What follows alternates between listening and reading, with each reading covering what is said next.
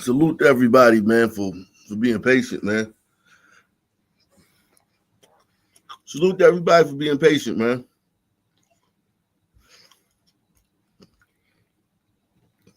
Mm. It took a lot for me to get here.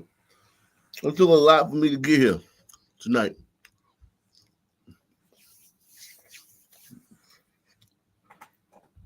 It took a lot for me to get here tonight.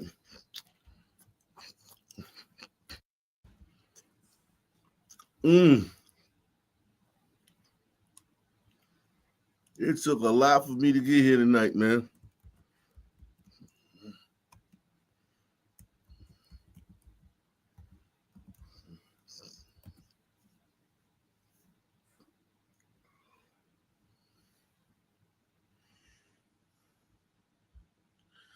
It took a lot for me to get here tonight, man. Mm. Salute, guys. Woo. Salute.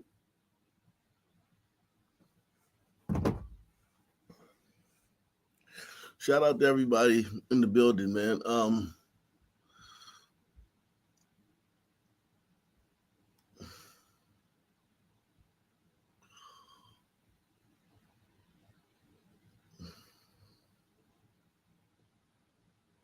Mm.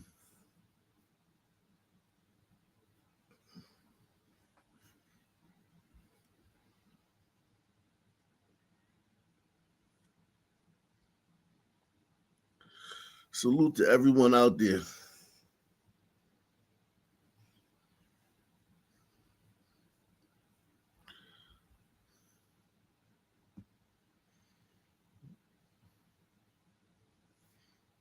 Salute to you and yours.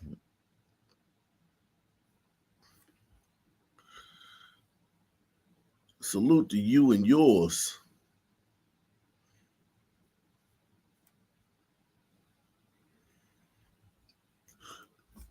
Salute to you and yours. I'm gonna try to give you a great show, man.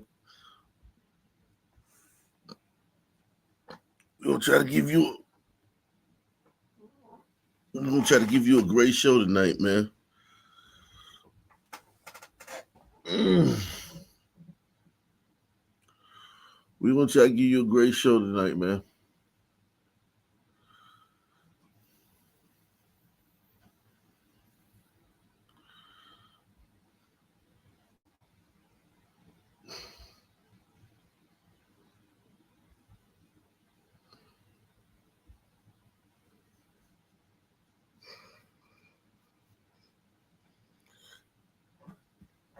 Gouch Below in the building, Art of Will in the building, Montag in the building, Irish Goon in the building, Bill Allen in the building, Deluxe 247 in the building, straight from DC in the building.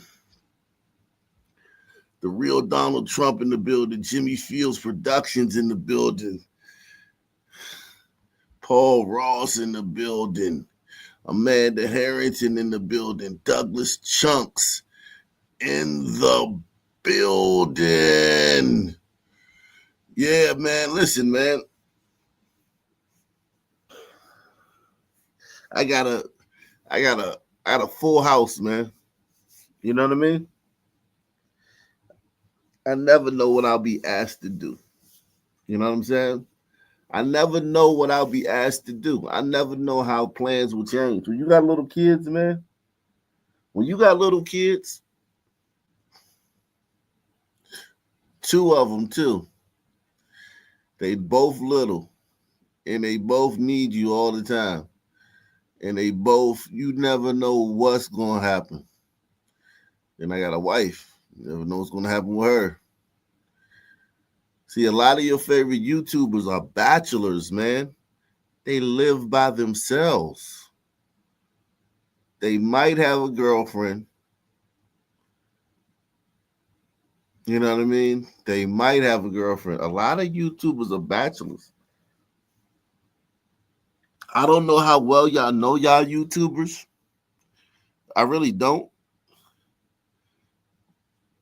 But I don't know if you have a lot of YouTubers with 2 small children and a wife.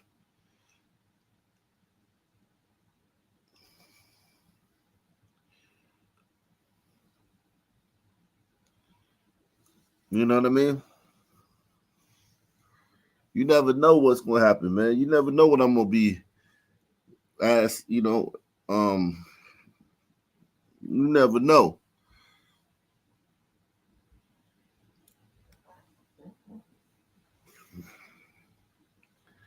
Like I would still be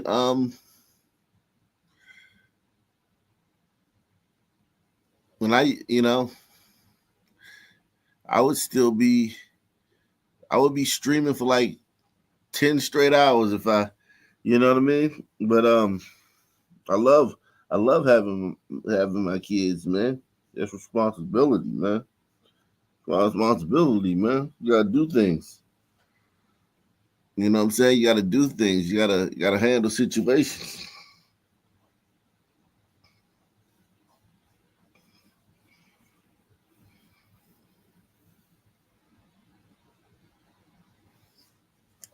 Yeah, like I mean, who I mean, I know who my favorite YouTubers are. They live by themselves.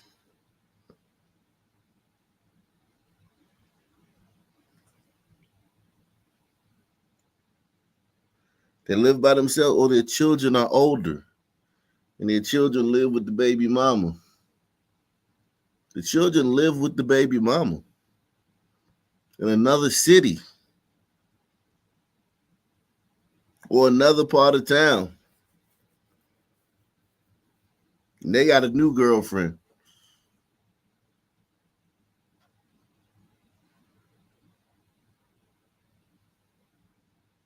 Shit, hell.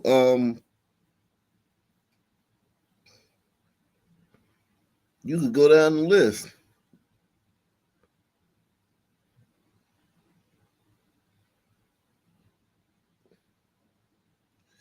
You could go down the list.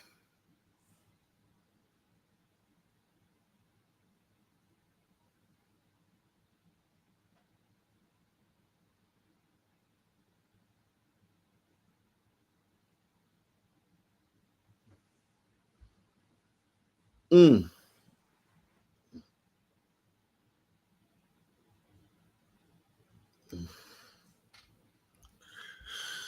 Oh, let's get into it. Let's get into it. We've told you about the teen takeovers plaguing downtown Chicago. Well, this weekend, it was Naperville. Our Nate Rogers is live with the police report on hundreds of teens and young adults, cars, fireworks, and one concerning arrest. Nate. Yeah, absolutely, Scott and Dawn. Good evening to both of you. This Chipotle that you see right behind me, it's been a consistent gathering place for these so-called teen takeovers. Folks that work and frequent right here in downtown Naperville say they've witnessed at least 4 or 5 of these events similarly. And they say that the young people that attend, they don't believe live in the immediate area. So there were videos going around of a bunch of kids in Chipotle causing fights with each other, throwing each other around. The police had to come in and obviously arrest a few kids. Yeah. Other than that, the police have really been on it. Naperville police say Saturday night about 100 young adults met up on the northeast side of town, some driving reckless and lighting fireworks. Police also say on Friday, 200 teenagers were disruptive downtown.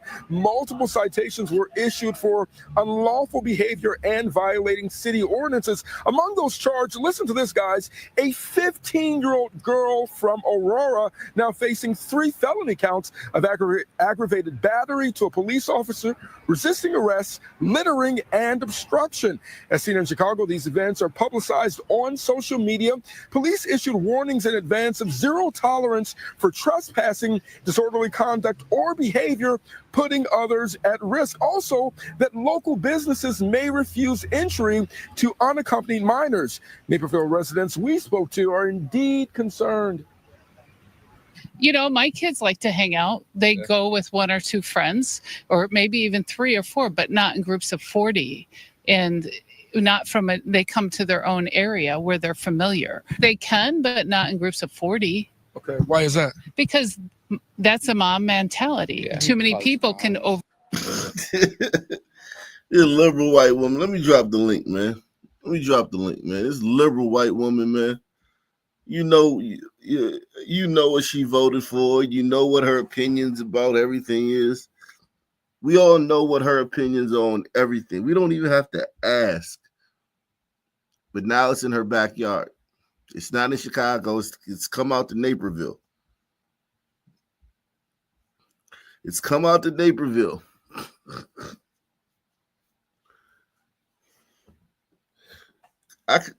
We all know how high and mighty this woman was about how everything is systematic and structural, and don't use that language when talking about youth because that's racist and problematic.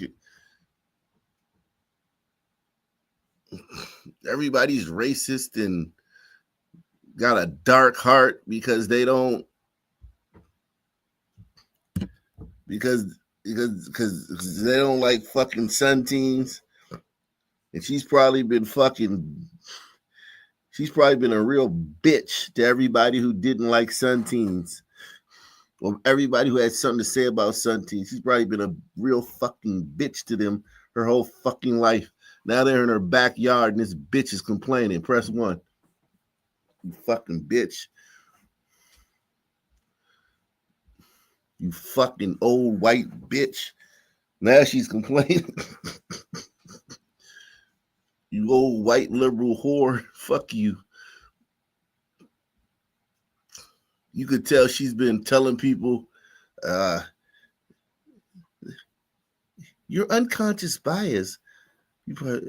Anybody who's probably ever been concerned, like, oh my God, they're starting to move out here. Don't say that, Kathy. That's unconscious. That's tone deaf. Those are racial overtones. Those people can move wherever they want. I don't know if we can still be friends, Kathy. If you don't understand that structural, systematic disadvantage is the reason why they act like that. Second day in her backyard, she runs to the fucking news and complains about it. You fucking bitch, you. I know you're supposed to respect your elders, but fuck this whore.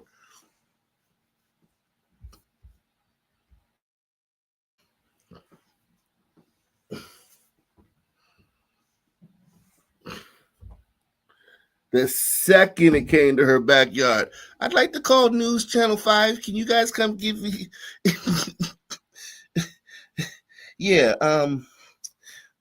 we have a little problem out here in Naperville. And then but here's the thing. She still tries to act like she's a good person while complaining about it.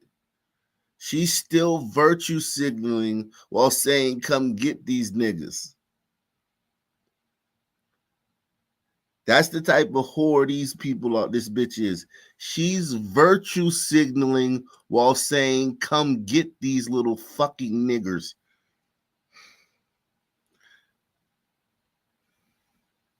She's still going to try to act like she's helping them.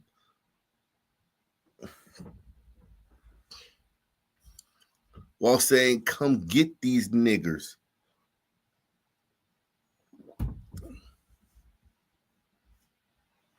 Make sure you support the channel via PayPal, Cash App, with a super chat. Hit the like button. Take the $5 challenge.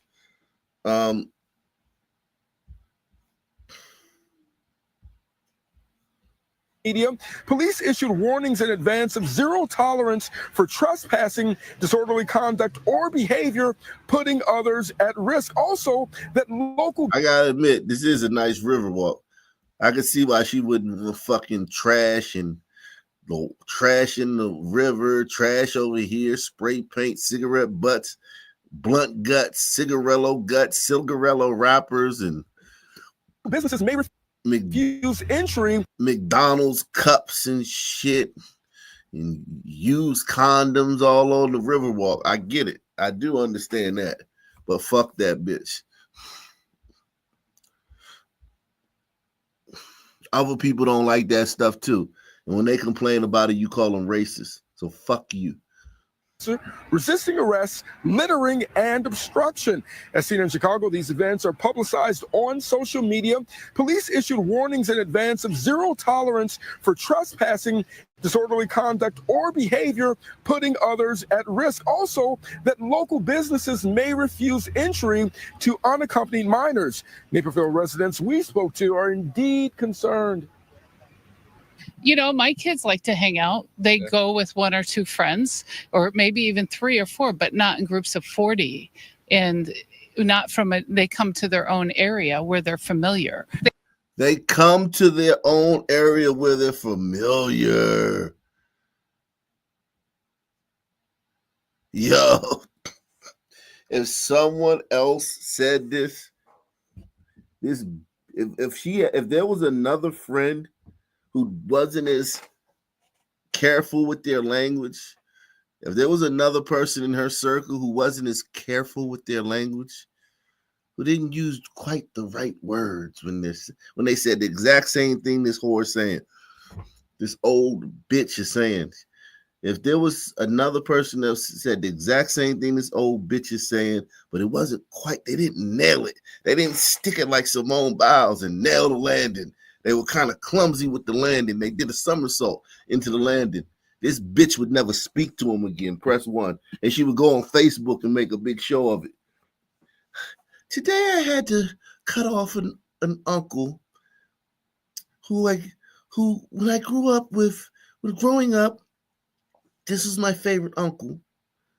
But seeing as the times that it's 2020 and we're at a flashpoint in history, and I'm seeing that I want to be on the right side of history, and things matter, politics matter, and I had to tell an uncle of mine that I love that we had to distance ourselves. Just don't come over this Thanksgiving.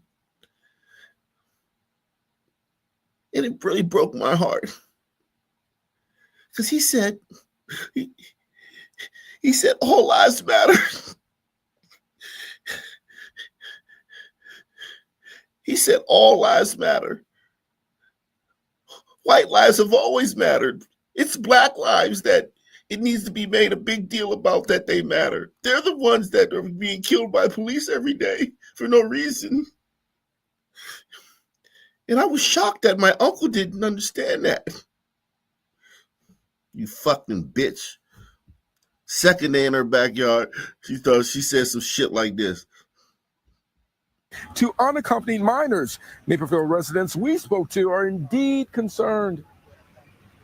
You know, my kids like to hang out. They go with one or two friends, or maybe even 3 or 4, but not in groups of 40.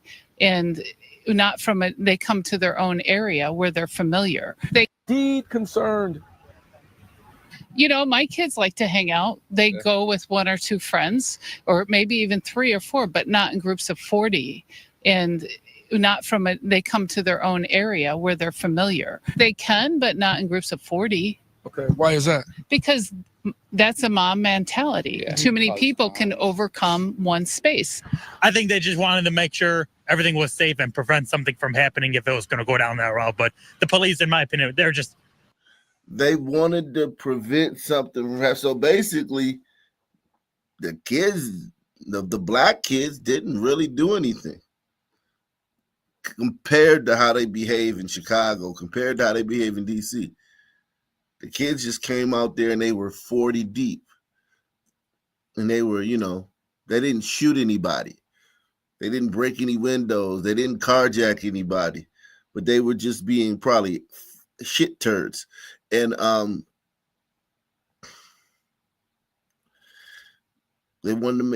she wanted to make sure that nothing happened. She called for a large police presence just to make sure nothing happens. She just wanted to make sure nothing major happened. space. I think they just wanted to make sure everything was safe and prevent something from happening if it was going to go down that route. But the police, in my opinion, they're just taking extra precaution. Now, police also tell us a 20-year-old man from McHenry County was arrested yesterday after an investigation linked him to one of these teen events. His charges include reckless driving, reckless conduct, criminal damage to property, and mob action. Now, we do know that police patrols will be heightened right here downtown at special events as well as in highly populated areas. In Naperville, Nate Rogers, Fox 30.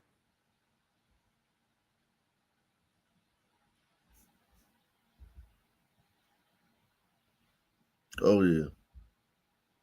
We've told you about the teen takeovers plaguing.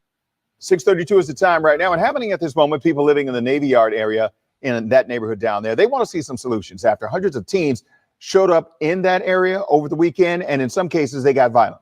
DC police say these teen meetups are organized on social media, and now neighbors say they want to see a stricter curfew in place. Randy Ayala joins us live this morning from the Navy Yard with what happens next. Good morning, Randy.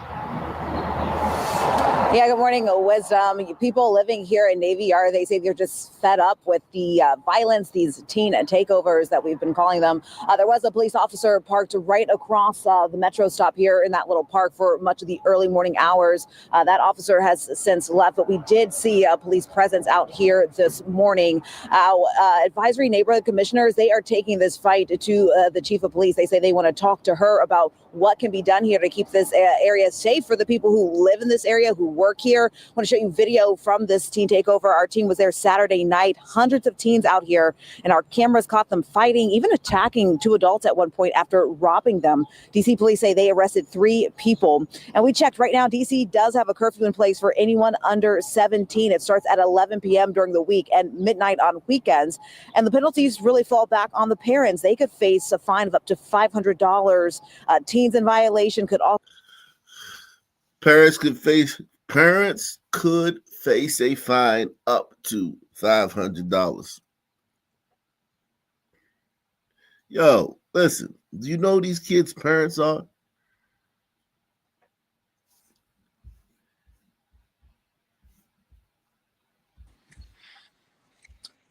What a do-ock. What's happening? Oh, man. So I was typing in the chat earlier that female that they interviewed at Naperville, that she is a NIMBY liberal. So there are like 3 types of liberals. Well, I'm sure there's a lot more. You got the champagne socialists, the limousine liberals, and then you got the NIMBY liberals. And the NIMBY stands for not in my backyard. Mm-hmm. Yeah. Oh, you heard that? Oh, okay. Yeah. I like this ordinance. I think this is a good start. Now, I don't think it's going to solve anything, but I think it's a good start. The curfew at 11 p.m. on weeknights and 12 a.m. on weekends, that's not really going to help this issue, because the problem is, okay, it's just like when you were a kid and your mom said be home by 9, right? Mm-hmm. You're gonna start heading home at like 8:30, right? Right. Or 8:45 or something like that, right? So if they pick a curfew for 12 a.m., these kids in mobs, in groups, bad kids, wayward kids, kids that would rob people and fight in broad daylight, and kids that will carjack people. Right. They don't give a fuck what time mom said be in the house. So they're gonna make the police come shoo them away at 12 a.m. So you're gonna have a lot of police in your neighborhood shooing kids away. Kids are gonna be, getting in interactions with cops and shit. You're gonna have like a task force, a whole unit to come deal with these kids at like 12 a.m. And you may not get the crowd, or you may not get the streets clean till about 1:30, right? In that neighborhood. And then now they're in other parts of the city heading home. This group's headed that way, that group's headed that way. And now you have to monitor them as they go to their, back to the hood, right? And then there's going to be issues with them fighting each other, this group, this faction, that faction, and this faction. And next thing you know, it's 3:00 in the morning, and you finally got the city quiet and shit, right? Because the adults are getting out of the clubs. The adults are getting out of the clubs. Like you said, the champagne socialists in DC, they like to hit the club, man. They like to go to the night spots. They like to go out. They're out, man. In DC, that group is out. They're fucking. They're meeting and dating and shit like that. So now they get out of their clubs at 2:30, 2:00, and these youngsters are all over the city now. And they're in different places, and they're looking for people to rob. They're looking for people to just fuck with, to pester and shit. And it's just not a clean, it's not a clean, okay, 12:00, and the kids are like, hey, yo, we gotta be off the streets at 12.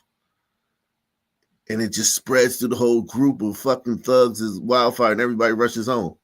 It's not like that. It's gonna be a big fucking problem getting these kids off the street. That's why they should make the curfew earlier, so that they could, if they make the curfew 9, right?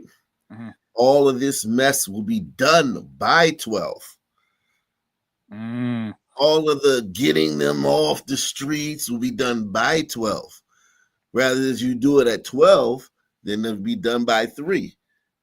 Because these kids are not just easily gonna get off the street. You know what? That does make a lot of sense. But the one thing I did like, though, and I wanted to point out, was parents being fined.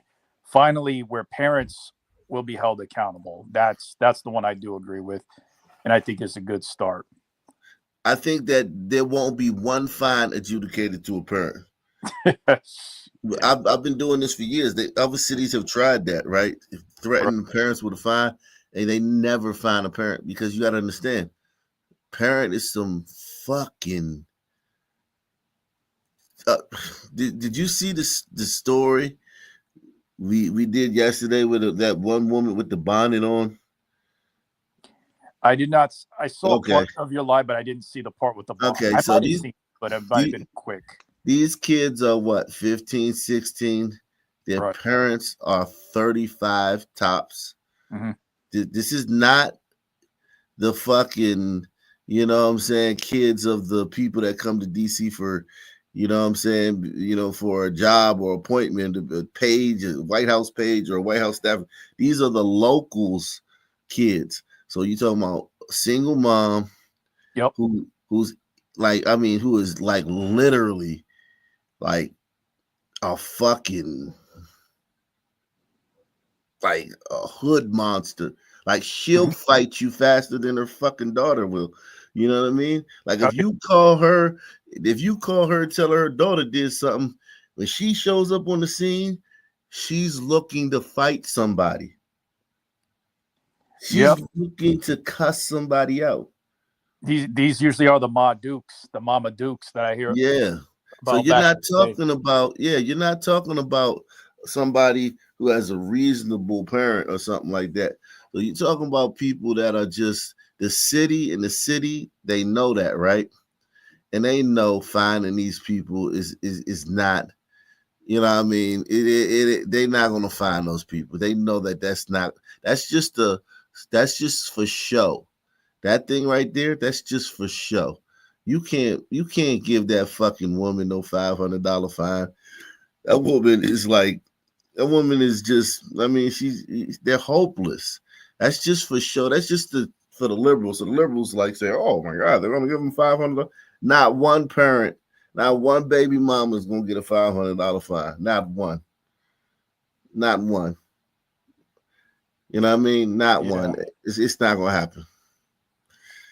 It's not like you can just send a fucking something in the mail there and they're gonna open it. These are the type of people that don't open their fucking mail and shit. You know what I'm saying? Like this. They also don't change. I hate to say this, but they also don't change their what is it? Address. Their smoke alarm.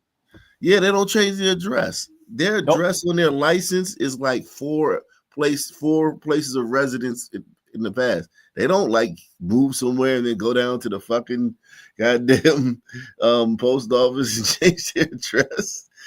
You don't know where the fuck these people are. I mean, but like it's just they live on public housing subsidies. You gotta Yeah. understand these people whole life is subsidized. Just because their kids have on Gucci belts and Michael Jordan tennis shoes and look like the kid might go to school with $100,000 outfit. That bitch is on subsidies. She ain't got a dime of savings in the bank. You know what I mean? You know what I'm saying? Like these people are just in the city council. People know this. They know who their constituents are. They know you can't find these people. They know it's gonna be hell to pay.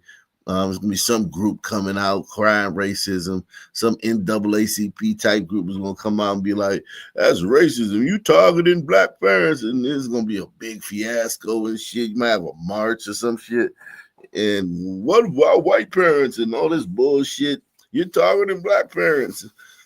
This is gonna be a mess. Like I said, this is gonna be a big mess. You gotta. It's just like, all right. You ever you ever step in some shit in some sneakers? You know, sneakers with the grooves at the bottom. Yep. And you gotta like get a stick. Yep. And like scrape it out between the grooves. It's the only way you can do it. You know what I'm saying? You can't just you gotta get in there. Well, I was gonna say it's even bad with rubber cement because if you let that stick and you accidentally step on it, and that sticks to your shoe, you're not getting it out. Yeah, so it's like you gotta this is just a mess, you know. This is just part of living in the city with black people. You know, they don't take care of their children. You gotta understand too, these parents, they don't tell their children why they should behave. Like they don't break it down to them why they should behave in public. Her kid might just say he's misbehaving, he's 4 years old. He might pop him. Don't do that. Stop doing that.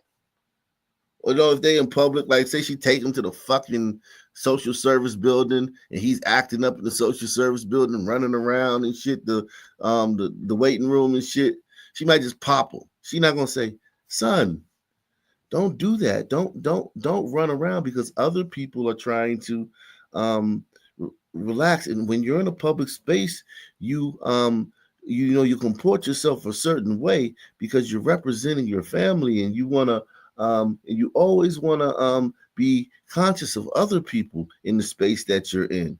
And all she's gonna do is slap him upside his head and tell him stop. These kids have never been told how to behave in public. These kids have never been given any guidance. These kids have been, you know what I'm saying? These are feral kids. My mom has been good with talking to them, and I'm like, why do you do? Like one time, my mom and I we went to the dollar store, and she took offense to one of the son kids coughing without covering his mouth. So my mom was like, hey, she was showing him, okay, if you don't want to put your hand to your mouth, you can put the inside of your elbow to it so you don't spread your germs. And he was very compliant and, took direction. But then the son mother, of course, didn't like that and was talking talking S to my mom. And, of course, it became a can of worms.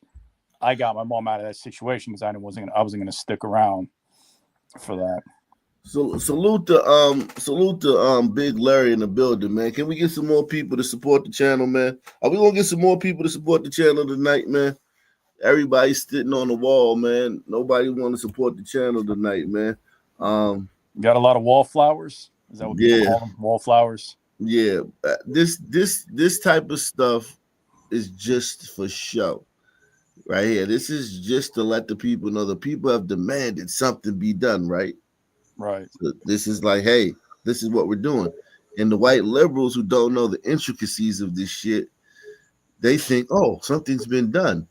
And nah, what's really being done is the police are gonna they're going to do something behind the scenes, right? So what they'll probably do is something that targets um, the little gangs or something, right? Maybe they'll um, be there like when they get there, the police will already be there. You know what I'm saying? A big show of force, like it'll be like their little hangout. Right. It'll be like 12 cop cars there, and the kids will be like, "Oh shit!" They'll show up and there'll be 12 cop cars there, and they're like, "Oh shit!" And it'll be like, and then they'll go somewhere else. That's They'll it. probably go on 2 blocks and raise hell, and you know what I mean. And then that neighborhood is satisfied because now you can walk your dog at night. Now you can go to your car. Like, because here's the type of thing in DC. In DC, I shit you not. Like, say you're one of these liberals, right?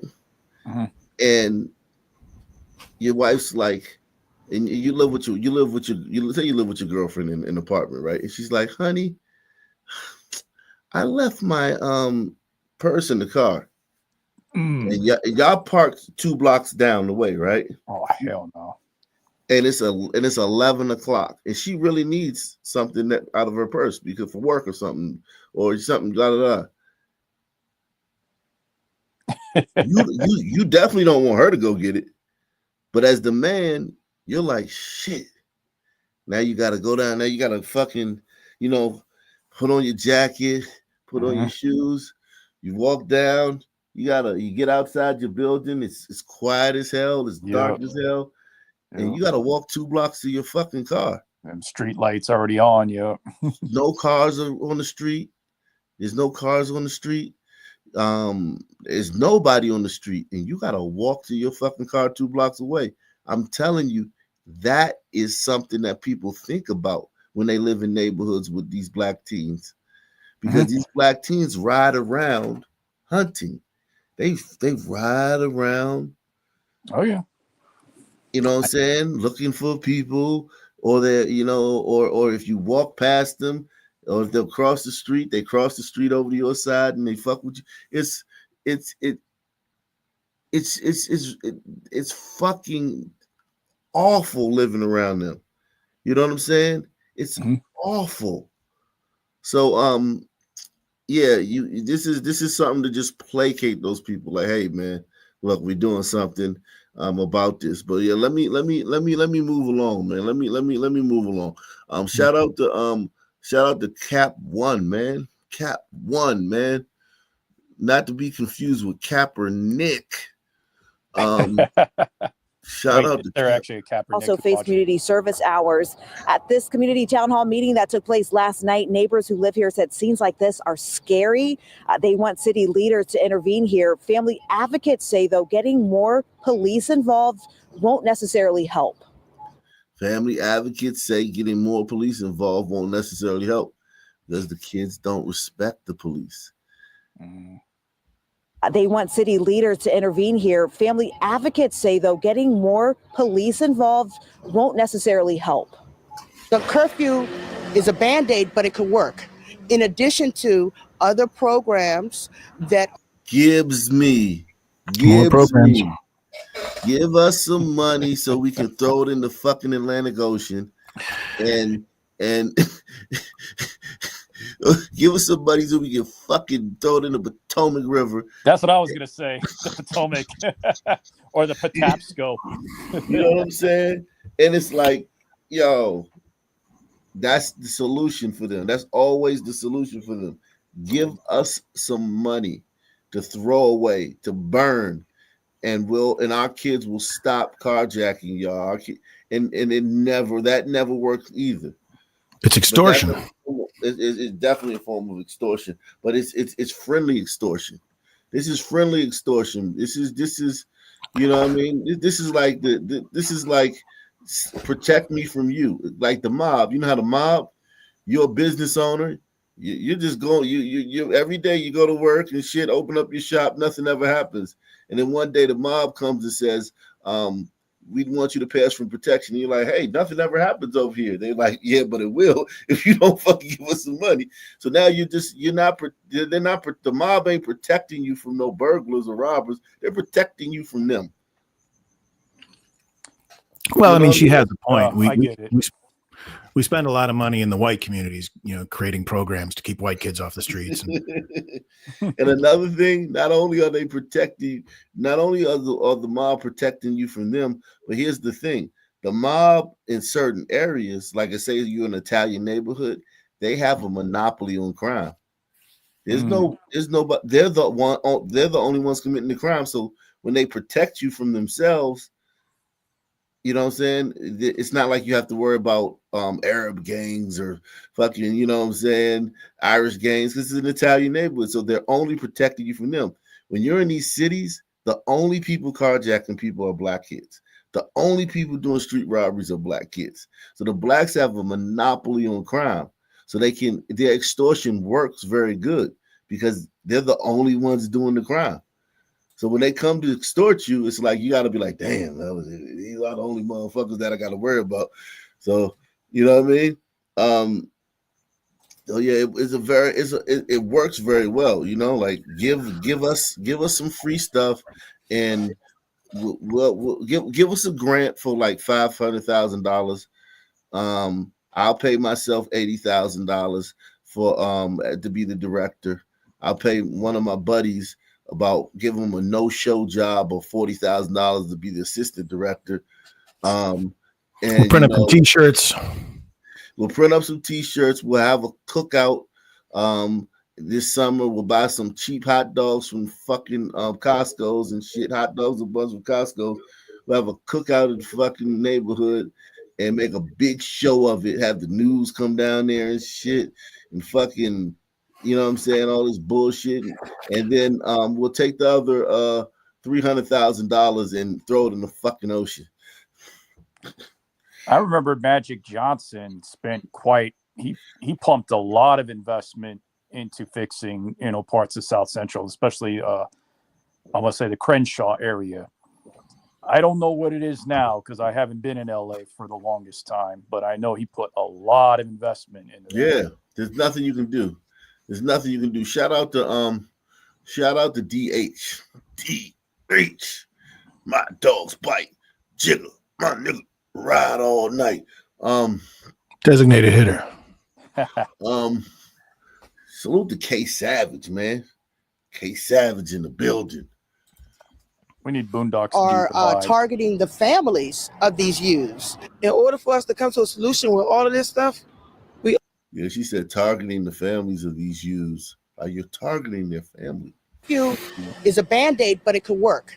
In addition to other programs that are targeting the families of these youths. In order for us to come to a solution with all of this stuff, we all have to be on one page and we have to think as a team. And we can't just look at it as, I want him arrested, I want her arrested, or I want the police more involved. Yeah, but if he just carjacked me, I do want him arrested. If he just fucking grabbed my wife's ass and then ran across the street cackling, I do want him arrested. Fuck are you talking about, bitch? Well, yeah, the thing is, like, why does our tax-paying dollars have to go to pay for these activities? Why can't, Derrick Rose had an opportunity to, fix the south side of Chicago and everything. And what do you do? Instead, he paid for little JoJo's funeral. Like, why couldn't you have those athletes? Derrick Rose married to a white woman, and he living the fucking far away from them niggas as possible. And there you go. Okay, Derrick Rose is Derrick Rose, and listen, I don't blame him. I don't care. I'm not Ryan Clarkian. I don't care who you marry, whether you marry a white woman or anything. But what I'm saying isn't this the same dude who has a white baby mama? Sorry to cut you off, but I could have swore he has a white baby mama, and this is the same dude who crapped on RG3. You talking about? You talking about Ryan Clark? Yeah. Derrick Rose. This is Derrick Rose now, the product of, the hood of Chicago, the product, man. This is him. This is him now. That's Derrick Rose, man. Oh, damn. Yeah, man. Wow. Yeah, He not only went snow, but he went like glacier. Yeah, exactly. Yeah, He went listen, blue eye. he don't want no niggas around him. He don't want niggas around him. He want, you know what I'm saying? He done with y'all. Now here's the thing. He not gonna say that. And if like some police officer kills some nigga that like tried to kill him, the nigga could have tried to kill the cop. The cop could have had to kill him. He's gonna be like, man, they always doing us like this, man. It's just a shame, man. Nothing ever changes. It's hard being a black man, but his life is this. This is his life now. This is his life now. Okay. All right. So, Wow. I didn't even know that. That's a revelation right there. Yeah, all of them are married to white women. I remember watching the NFL draft last year's, not this year's. I didn't put, but I remember last year's NFL draft. I think in the first round, only 4 of them had black girlfriends or son girlfriends or son wives or son women, and everyone else was white. They don't want to be. Unless they can get on TV and cry about some jackass that got killed by a cop, or make a rap video in the hood with a bunch of poor people in the background to validate their hoodness, they done with it. They don't want nothing to do with it. I want the police to more involved. Okay, Angel Reese. Two differing opinions there. Commissioner Edward Daniels tells us some people have actually started moving out of this area after teens have been able to access apartment building lobbies. The commissioners tell us that they've already talked to the mayor's office about it. They're looking to take this fight to MPD. So we'll continue to follow. So here we go. So that's one part of DC.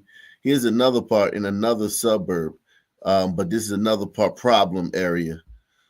You, VJ. Well, we first showed you this video earlier this week, fights at Navy Yard over the weekend involving teens.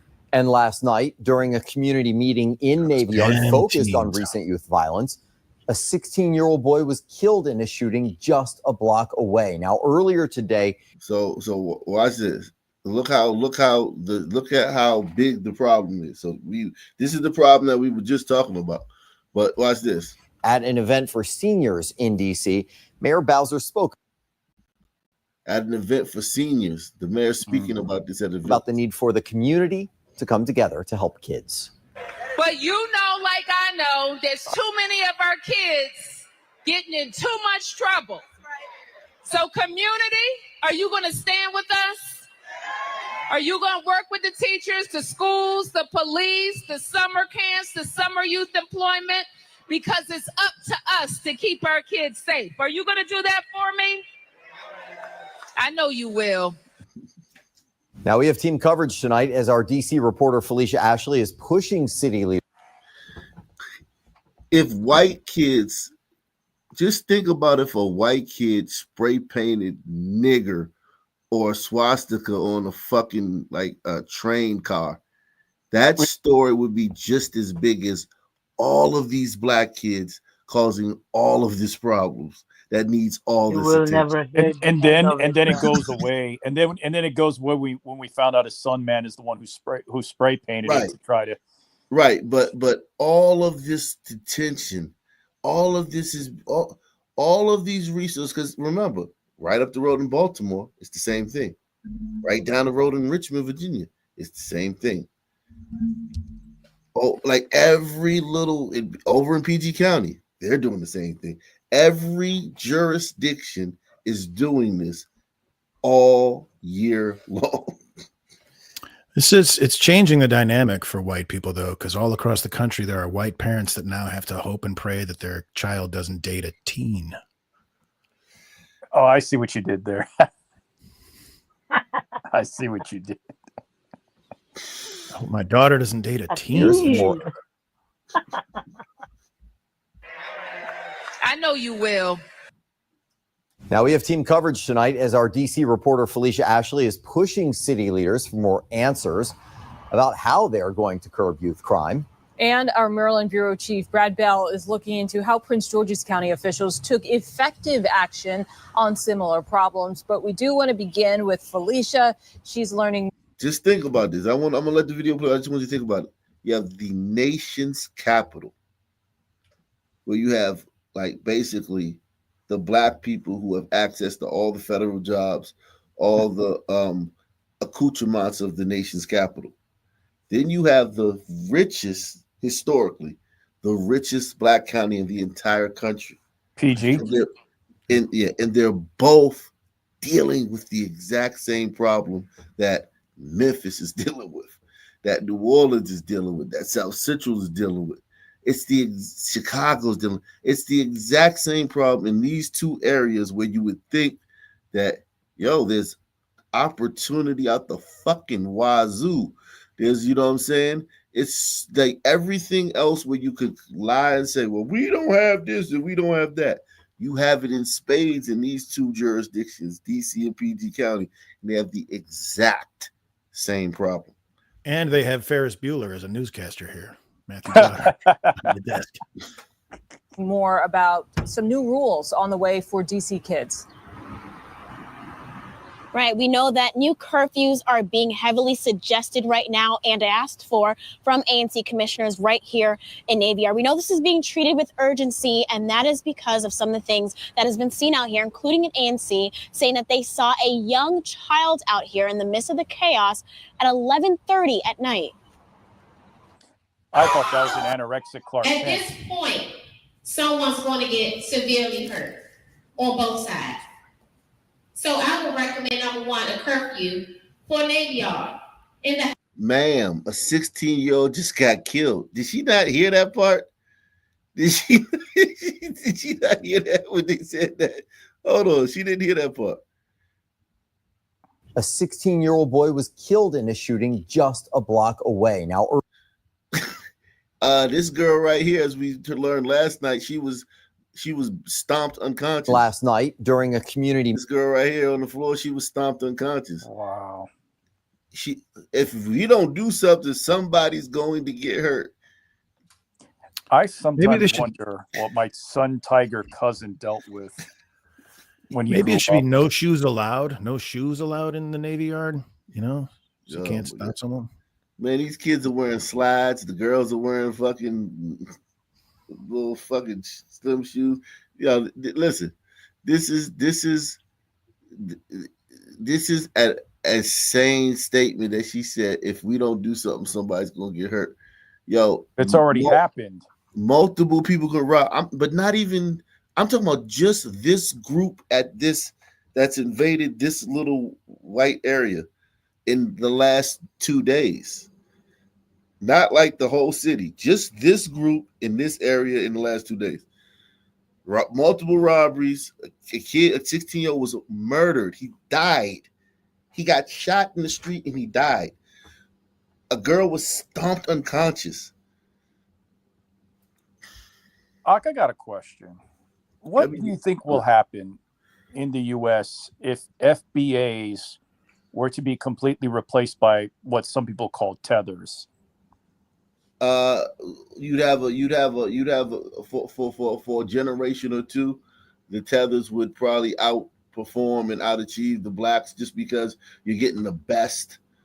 You know what I'm saying? You're getting the best of Nigeria, you're getting the best of Ghana, you're getting the best of Kenya, you're getting the best of the Congo, you're getting their doctors and their lawyers, you're getting their civil servants, and then it will regress to the mean a couple of generations later, and it would be probably worse because those are Africans, and it's 100% African DNA and not the watered down African DNA. So you probably get a bump in achievement and a bump in quality of life for a generation, and then it will regress to the mean. Press one. At night.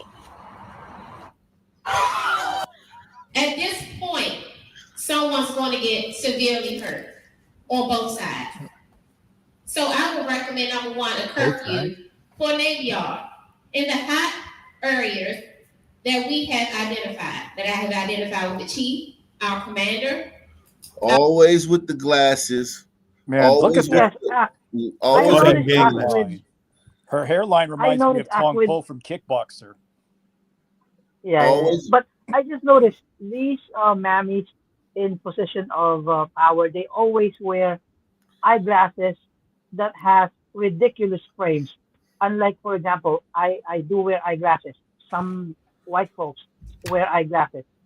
The frames are very not even there. Sometimes it's frameless, but normal. these, Very normal. yeah, normal. Dude, these women, these women right here, they always want to do extra. I mean, Always with the loud leopard Prince. print. Sounding no different than any hood rat in the fucking city. Like that, I get it. DC has an accent, so she does have a DC accent, but it's still annoying that your fucking leaders have a DC accent. For Navy Yard, in the hot areas that we have identified, that I have identified with the chief, our commander, our DPR people, and everyone else. That's number one. Number two, I'm recommending. Yo, Wait, think the about danger act. You think a When I see DC acts? this crowd, I can feel like it's just so dangerous to be around these many teens, right? the girls are the girls are horrible. You wouldn't even want to be around this many girls, but they have boys with them, and the boys are in that age where they want to impress the girls. Hey, what I'm Ak, saying? my bad. I was gonna say, hey, Ak, I'd rather hear a DC accent than a Baltimore accent. Yeah, this one right here is this is a scene that if you're walking home from work and you're walking through this alley and you're not expecting these people to be here and you have to walk through them, they are going Walk to the other way, return. they are going to fuck Return when with you come. I ain't gonna lie, it looks like GTA. yeah, like It's like a pack of hyenas. somebody's gonna, if you make it through there, somebody's gonna throw something at you when you as you're walking away. Like there's no way you're getting through this without somebody Yeah. I think that's what will happen. You know even what? if you don't make eye contact. I'm wrong. It actually reminds me of Resident Evil when I'm trying to run through like any alleys that have zombies and stuff. It does. I don't remember which Resident Evil, but it does remind I think me of what you mean is Left 4 Dead, not Resident Evil. It's Left 4 Dead. Yeah. Yeah, that too. I played both. I'm Yeah. recommending that we lower the curfew from 12 midnight to at least 9 or 10 o'clock for you. Commissioner looks like Marquita The Bryant Purge says she was before there sundown. as teens violently took over Navy Yard Saturday. She recommends a juvenile curfew for Navy Yard and for DC. If curfews are going to be effective, then we also have to have some other things that we invest in order. Most gives me. It always gives me. Wait, what did he say? I got to skip when he played that. I don't know why it skipped, but he said something about an alternative. So here's the thing: if a white kid, let's just say two white kids from, DC, the other side of the tracks, right? Like we said, let's just say they got into some trouble, right? Right. There would be no consideration of an alternative. No. It would just be lock them up for whatever graffiti they wrote or punish them for what they did. There would never be a if the white community said, yeah, and we also want, some money to invest in these kids to try to help them. The black community would be enraged. What do you mean money to help them? They just spray painted a swastika on a building that we didn't know existed yesterday. And it's like, or on a car in some fucking street that we didn't even see. These kids are carjacking people, killing people, assaulting people, and they're asking for money to give to these kids. And that's about as bad as the Stockton mayor Stockton, California was paying. He's like, yeah, man, I'm gonna pay you guys so you don't shoot each other. They're asking for money for programs. Give us money so we can funnel it to these kids through some program, resources and shit. These kids need housing. They need their parents need groceries. They need activities. They need interventionists. We're gonna give us money for these kids that are killing people. And white community could never ask for money if their kids got out of line. They could never. It would be black people would be incensed. It would be you know what, how to compare it to? How 2 million fucking POCs came across the border the last 2 years, and Trump let in 59 white South Africans, and the fucking liberals acted like the sky was falling. Oh, It they would were be the actually same doing that. way if white people asked for a fucking 50 cent to help their kids, their wayward kids, turn their lives around. Black folks would forget about the gazillion dollars they had just gotten and openly and publicly complain about the $50 you were giving to the white kids. And NBC pretty much dumped on Trump after he had that meeting with Ramaphosa, the leader of South Africa. We trying to stay. Let's stay focused, man. All right. Yes, the picture I'm seeing whenever people or black people are asking for programs, they're asking for additional or more money to uh, to give to these teams. It's like the picture I'm seeing is there is like a hyena, right? You want to give it a distraction so it don't eat you alive, right? Like let's say you are in the savannah, the park ranger will give it some meat or something to eat so that you can pass and you will not get eaten. So it's almost like the same analogy with black people. Even if you will give them something, after the money runs dry, it will be the same thing all over again. So the money really can't fix anything because it's DNA. Yeah, and the hyenas eat the meat so fast that it's like it's It's just the same enough. because Yeah, it's the same because the some men will buy a Dodge Challenger, Jordans, grills I've so always fast like grown. a hyena. I've always grown up thinking that it was environment that dictates and not always DNA. But it sounds like what you're both saying is it's DNA. of course. I mean, that's pretty much. Shout out to I also thought. Go ahead. shout out to Christy Webster, aka Michael Babe Ruth Jordan, aka the GOAT. Said, thank you Before for I sharing listened your to act, wisdom. Salute to you. before I listened to act, I also listened to some black conservatives, right? I really thought that everyone is the same. I mean, if the situation that you're in is similar to the situation of any white or cultured, really good cultured people, you will not turn turn up like or turn to most, if not majority of the black men in the U.S. But then I realized it's not really the culture; it's the people itself. Yeah, it's it's You it's really it's, can't do it's anything about it. like this guy right here. I guarantee you, he's been to prison. You know what I'm saying? Like when you go to the white neighborhood and you talk to the older people, those people haven't been to prison. Like, you know what I'm saying? Like this guy's been to prison. I bet you. Like you can't, and now he's the one representing the community.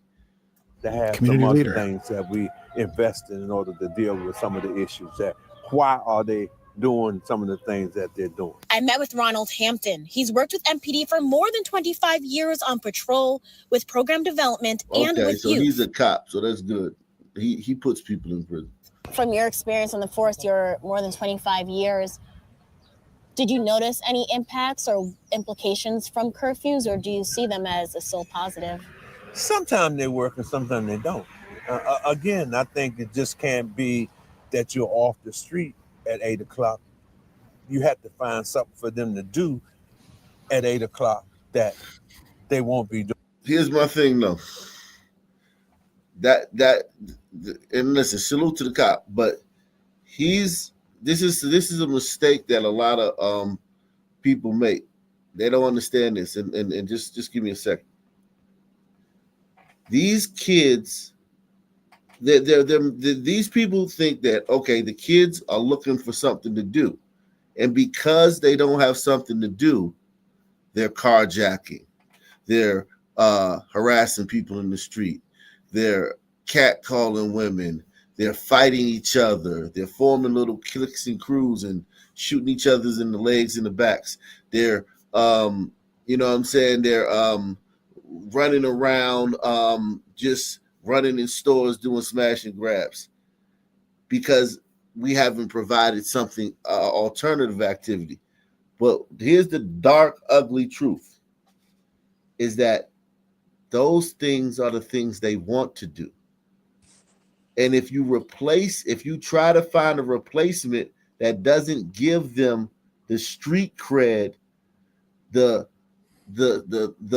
social status that comes with being a violent criminal in the black community, because when you're young and you're a black male, you get status, you get praise, you get gravitas, you get prestige for having robbed people, having get girls, carjacked people, you get girls, having done those things.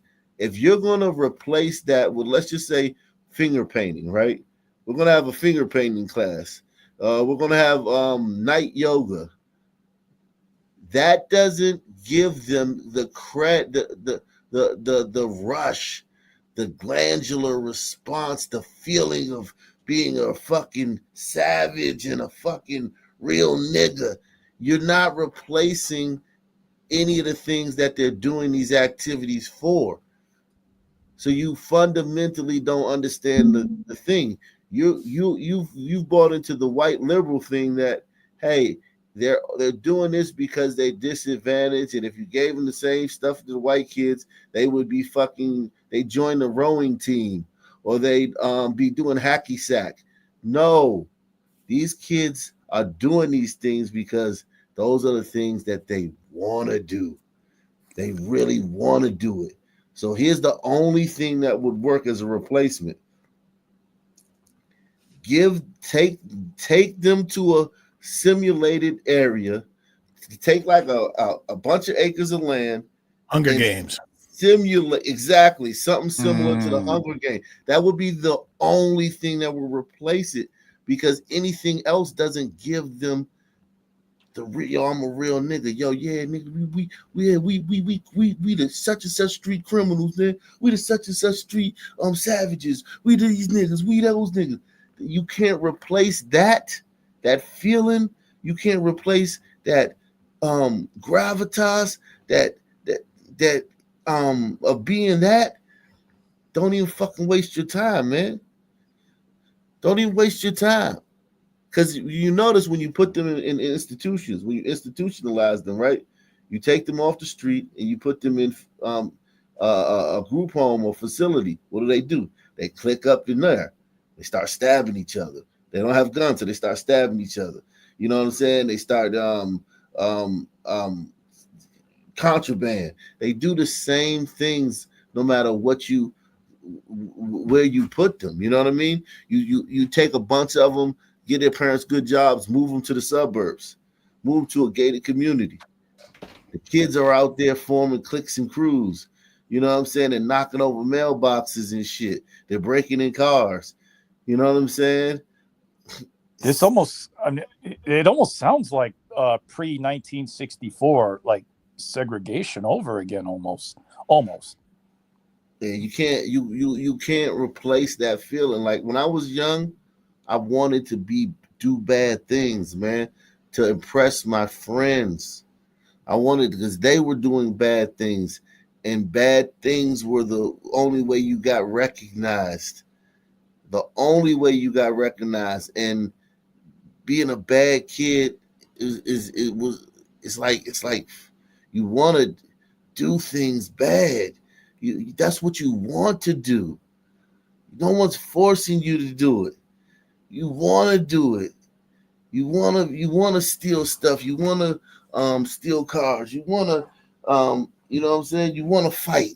You want to do those things. You're not forced to do it. It's not like, oh, now here's the thing. Now some kids get too far deep in it and they want out. Yeah, there are kids that want out. There are kids that definitely want out because they're so far deep in it that their their life may be on the line. And if you give them a way to get out of it, they may send them to military school or something. Yeah, send me to military. Yeah, I want to send you to military school. The kid might go kicking and screaming, but he's actually happy because he knows that he probably wouldn't make it through the summer. I mean, through the next year. But those situations are just are pretty much rare. The majority of these kids enjoy the life they live. It's fun. It took me a long time to figure that out because in the 90s, I didn't think of it that way. Yeah, it's fun. They're having a good time. You have to find something for them to do at 8 o'clock that they won't be doing down at the Navy Yard. Where they're going to be doing it at? If parents are saying, I need more things for my kids, let's get it done. As far as official action plans, we expect to get those details from MPD the earliest by the end of the week. Of course, we'll bring those updates directly to you. But for now, reporting live from Navy Yard, Felicia Ashley, 7 News. We want to head over to our Maryland Bureau Chief now, Brad Bell. He's at National Harbor. Yeah, Brad, there were some concerning incidents at the harbor last spring that led to a curfew there. A year later, the big question really is all of that making a difference? Yeah, and what we're being told here is that it is making a difference. It is just absolutely built into what this community is now. Police all carry these flyers telling people coming in, telling kids that they have a juvenile curfew Friday and Saturday night, 5 p.m. They say it is making a big difference. 5 p.m. A year ago, this was the scene at National Harbor. National Harbor. Now, this is another area. This is, we already talked about this area before. They built this in the suburbs to, a great area. I'm talking about fantastic, phenomenal hotels, exclusive apartment buildings, ton of restaurants. It's like a ton of attractions, a ton of space for walking and things like that. And just a great, amenity. And now the nigger children have started to ruin it. Resident and activist Danny Moore King says large groups of kids were fighting, stealing, breaking windows. It was bad. It was bad. It was bad enough that some residents decided to move out. Council Chair Ed Burrows said something had to be done about it. Unfortunately, we were having hundreds of young people unsupervised, engaging in destructive behavior. So on April 26, 2024, Prince George's County Police began enforcing a 5 p.m. to 5 a.m. youth. See that? 5 p.m. Yeah, you can't have earlier than what you said. Yeah. Exactly. That you gotta, because it takes a while to get them out of there. Curfew at National Harbor. A year later, by all accounts, it is working. We've seen a massive reduction in issues dealing with our young people at the harbor since the curfew has been. Here's the thing. I want you to think about this. On Friday, they get out of school at 3, right? Right. The curfew is 5 p.m. This is basically a ban because they're going to fuck around outside the school for about 30 minutes. They're going to go, some are going to go home, get something to eat, then they're going to come back outside and link up, and it's 5 o'clock. That's a ban. Yeah. Still plenty of daylight left. And this is for the whole city, it looks like. No, that's just for this area. This is just for that the National Harbor. Oh, okay, Yeah. just the certain neighborhood. Yeah, that's just for the harbor. It's really just pushing your problems into the neighboring community. That's all it is. Exactly. But though the people here, they pay a lot. Those people in the other neighborhoods, that's these kids' parents. Now, my question is, and what if they have like a sports like they got a football game or something, and that goes past 5 p.m. I'm sure they would probably make that exception, or they would address that, right? I'm just throwing something out there. What are you talking about, man? Just relax, man. Hey, man, take it easy, man. You don't have to say everything that comes to your mind, man. You don't have to say every single thing. You like a stream of consciousness, man. Let's see. Salute to Goucho Merlot, man. He says, "Here's something for your program." Salute and the nation, man. Shout out to Nation, man. Shout out to Goucho Merlot, man. Goucho Merlot in the building, man. 5 a.m. youth curfew at National Harbor. A year later, by all accounts, it is working.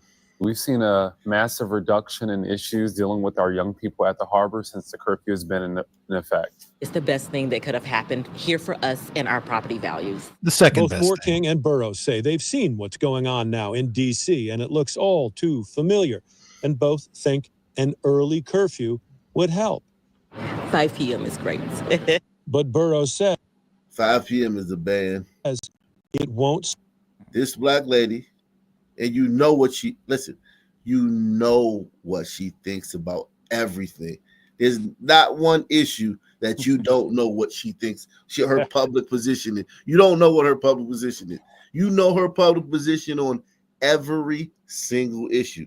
The second they started fucking with her in her new exclusive neighborhood, ban. She put a ban on them. Sounds like the St. Louis couple. I can only imagine the weight that these young people, teens, put on everybody else. Like not black, because you are go about your day without disturbing anyone, but you're not allowed to go out anymore because of the teens and young people. It's really tiring.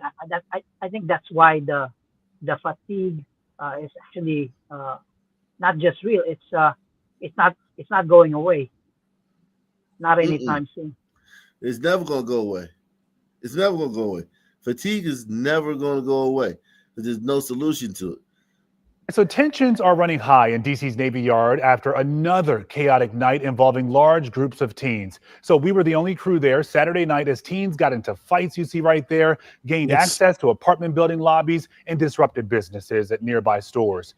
Our Alexis Wainwright just stepped out of a community meeting held tonight where neighbors are demanding action. People at this meeting are passionate. They believe these kids are coming from Maryland, but they did not provide any specifics. Wherever they're coming from, though, neighbors say they want them stopped soon. I can see everything from my balcony. I don't want to hear about diversion programs. That's after the fact. What are we? I don't want to hear about diversion programs. Hey, she's thinking like you, Ak. See everything from my balcony. I don't want to hear about diversion programs. That's after the fact. What are we going to do now? It's frightening. It's appalling. There is fear and concern for residents. Yes, I'm angry. Yes, I'm very upset that my residents do not feel safe. We have seniors in our community. After yet another teen takeover here in Navy Yard, hundreds of teenagers out here hanging out, then things escalated and we saw several fights. At one point, teenagers attacked two adults. Leaves me completely exhausted with those in our community who continue to make excuses for the behavior of these kids. I will recommend, number one, a curfew for Navy Yard. Recommendations were made, like putting in a curfew for Navy Yard, to changing the current district curfew to go into effect before 12 midnight and instead at 9 or 10. Okay, so we got that. But yeah, let's see. I did hear them say instead Going of there, midnight, handing over your keys to the valet, and then never seeing your vehicle again. That's exactly what one Maryland family says happened right here in D.C. at a well-known downtown hotel. But as our Matt Gregory explains, they lost more than just their SUV. This is a story you will only see right here on WUSA 9. Over 2 weeks ago, the McGraw family came to an event in downtown D.C. They checked into the Westin that's near the convention center, handed their keys to their vehicle to a valet, and then that was the last time they saw their car with their own eyes. I feel violated more than anything. You'd probably feel just like Dr. Joy McGraw if you checked out of your hotel and asked for the valets to bring your car around and nothing happened for an hour. We waited again, another 10 minutes go by, nothing. There's no car. No one's telling us anything. So Joy and her husband went looking for their Audi SUV with a valet, but the spot where a valet parked it, empty. And someone suggested they look at security video. I'm still back there with the security, and suddenly I said, "That's my car," and it's trying to exit I Street. You can see in the video Joy captured someone in her SUV tailgates another car out of the main security entrance, barely escaping the security arm. Now, here's the tricky part. The whole time, the valets had the McGraw's key, which means someone walked through the garage and used a hacking device to get the car. I think most people, when you valet park, you do it with the thought that you don't have to worry about your car. The McGraws filed a police report and reached out to the Westin's owner, Marriott. My understanding is there's a valet company, there's a garage company, and then there's Marriott. So there's 3 different companies involved, all of which have not reached me to take any liability in this. So we called Marriott and we asked what's the protocol when a car is stolen out of their garage, and is there anything they can do for the McGraw's trouble? Now, they sent us a response that said, quote, "As it is a matter under police investigation, we would respectfully redirect all media inquiries to the Metropolitan Police Department." 2 weeks later, no sign of the car, no arrests, and nothing from the parking garage, valet company, or Marriott to help with that violated feeling. It's just an unnerving feeling to know that someone went through those things that were very personal to you just to take a car, and I'm not really sure what they were looking for. In downtown D.C., Matt Gregory. What they're looking for. Looking to chop it up. Wow, 2 Israeli staffers were shot dead in D.C. today. That's crazy. Let's listen in. This is what we know so far, and this is what officials in D.C. know so far about this incident, apparently involving 2 Israeli embassy staff. Let's listen.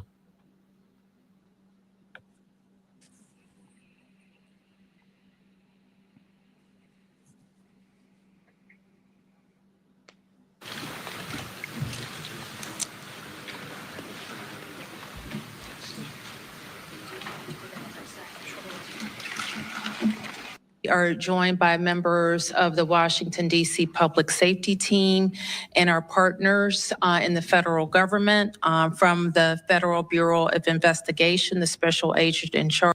The incident is going to frighten a lot of people in our city and in our country. And I want to be clear that we will not tolerate this violence or hate in our city. We will not tolerate any acts of terrorism, and we're going to stand together as a community in the coming days and weeks to send the clear message that we will not tolerate anti-Semitism.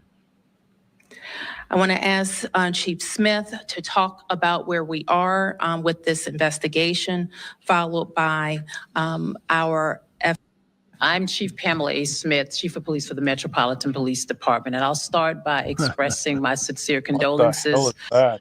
All women.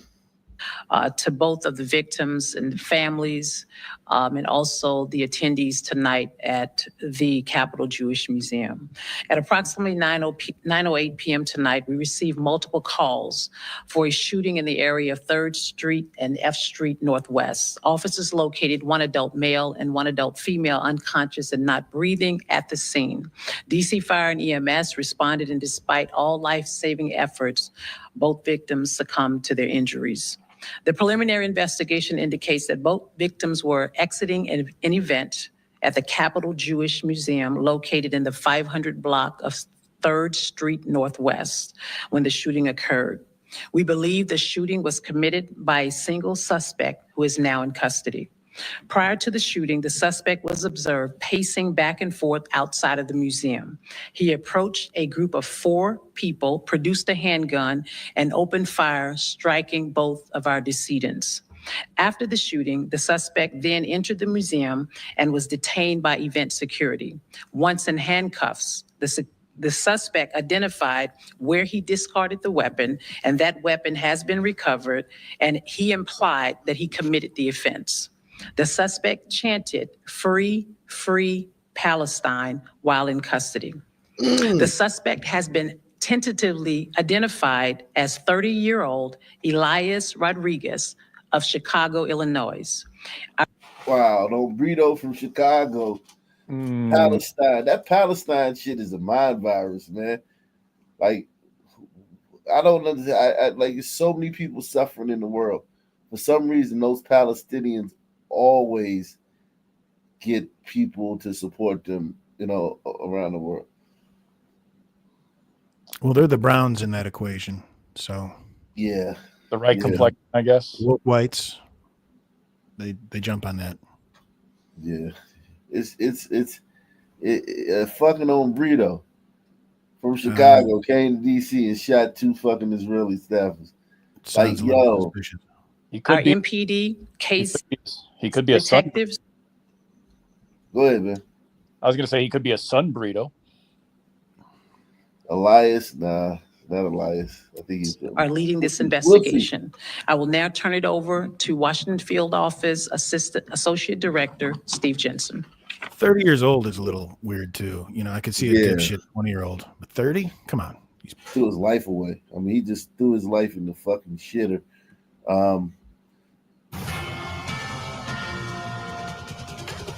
We want to get you back to the latest on our breaking news at the top of the hour. Breaking the deadly Jews. double shooting outside the Capitol Jewish Museum in Northwest. A massive police FBI presence. We understand that the Attorney General Pam Bondi may be on the scene there as well. The museum is right along 3rd and F Streets, and we've just learned there is also a connection to the Israeli embassy.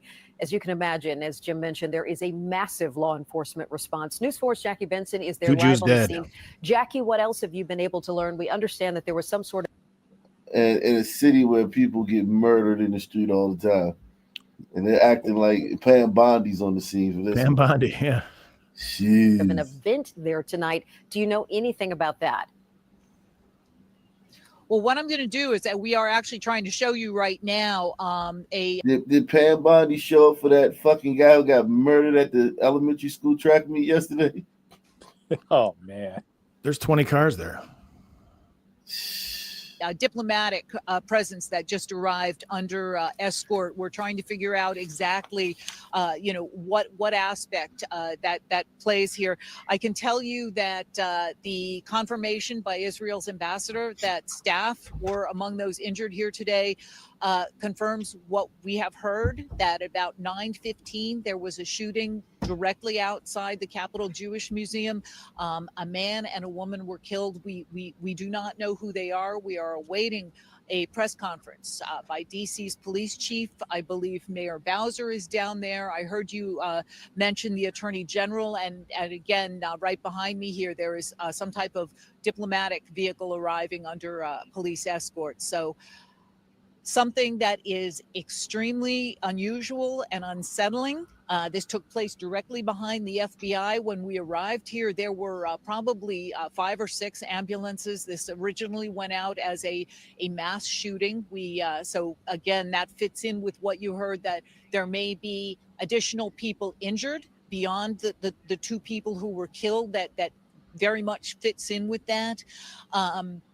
It was confined just to this area, to 3rd and F Streets Northwest in front of the Capitol Jewish Museum, so that there were no additional shooting locations. Right now, we are waiting a press conference from DC's police chief, and as I would imagine would be the situation in a case like this, they may be waiting on the presence of possibly the Israeli ambassador, possibly more high-ranking people in the FBI, a number of people. And so that's why they are waiting, because, it's becoming very clear, even though we haven't had the official confirmation yet, that this is an international incident. And in cases like that, that means... So this is an international incident now. Yo, Jews, listen. Whenever something happens, you get to see the power. The Careful, power, Rock. yeah, the power is. I wish we had Fisherman or one of the other anti-Semites up here tonight, but the power is on full display. This is an internet. They're about to call Interpol or some shit to come in here Pam Bondi is on the scene, not the police chief. When the little Sun team gets shot, maybe An American. if it's a big deal, they'll call the mayor or the Sun team. They said Pam Bondi. They woke Pam Bondi up out of her sleep and told her to throw something on and get down here. Yeah. I was also going to say, I think there's a reason why DC stands for Don't Come. Yeah. Don't come. Shit. Shout out to Big Larry. Big Larry. Yeah, pause. Big Larry in the building, man. Aunt Knox L says, even suburbs are terrible now. It's a damn shame. DC suburbs been terrible in DC. Our suburbs been terrible. But I feel you. There's a lot of places that weren't. There's a lot of little towns in Pennsylvania that hadn't had a murder in fucking 200 years. Some fucking niggas moved in and shit. Now you don't recognize it. The most dangerous suburb in the West Coast is Compton. Yeah. Salute to Andy Armour, man. Taking the pledge. Shout out to my man Andy Armour.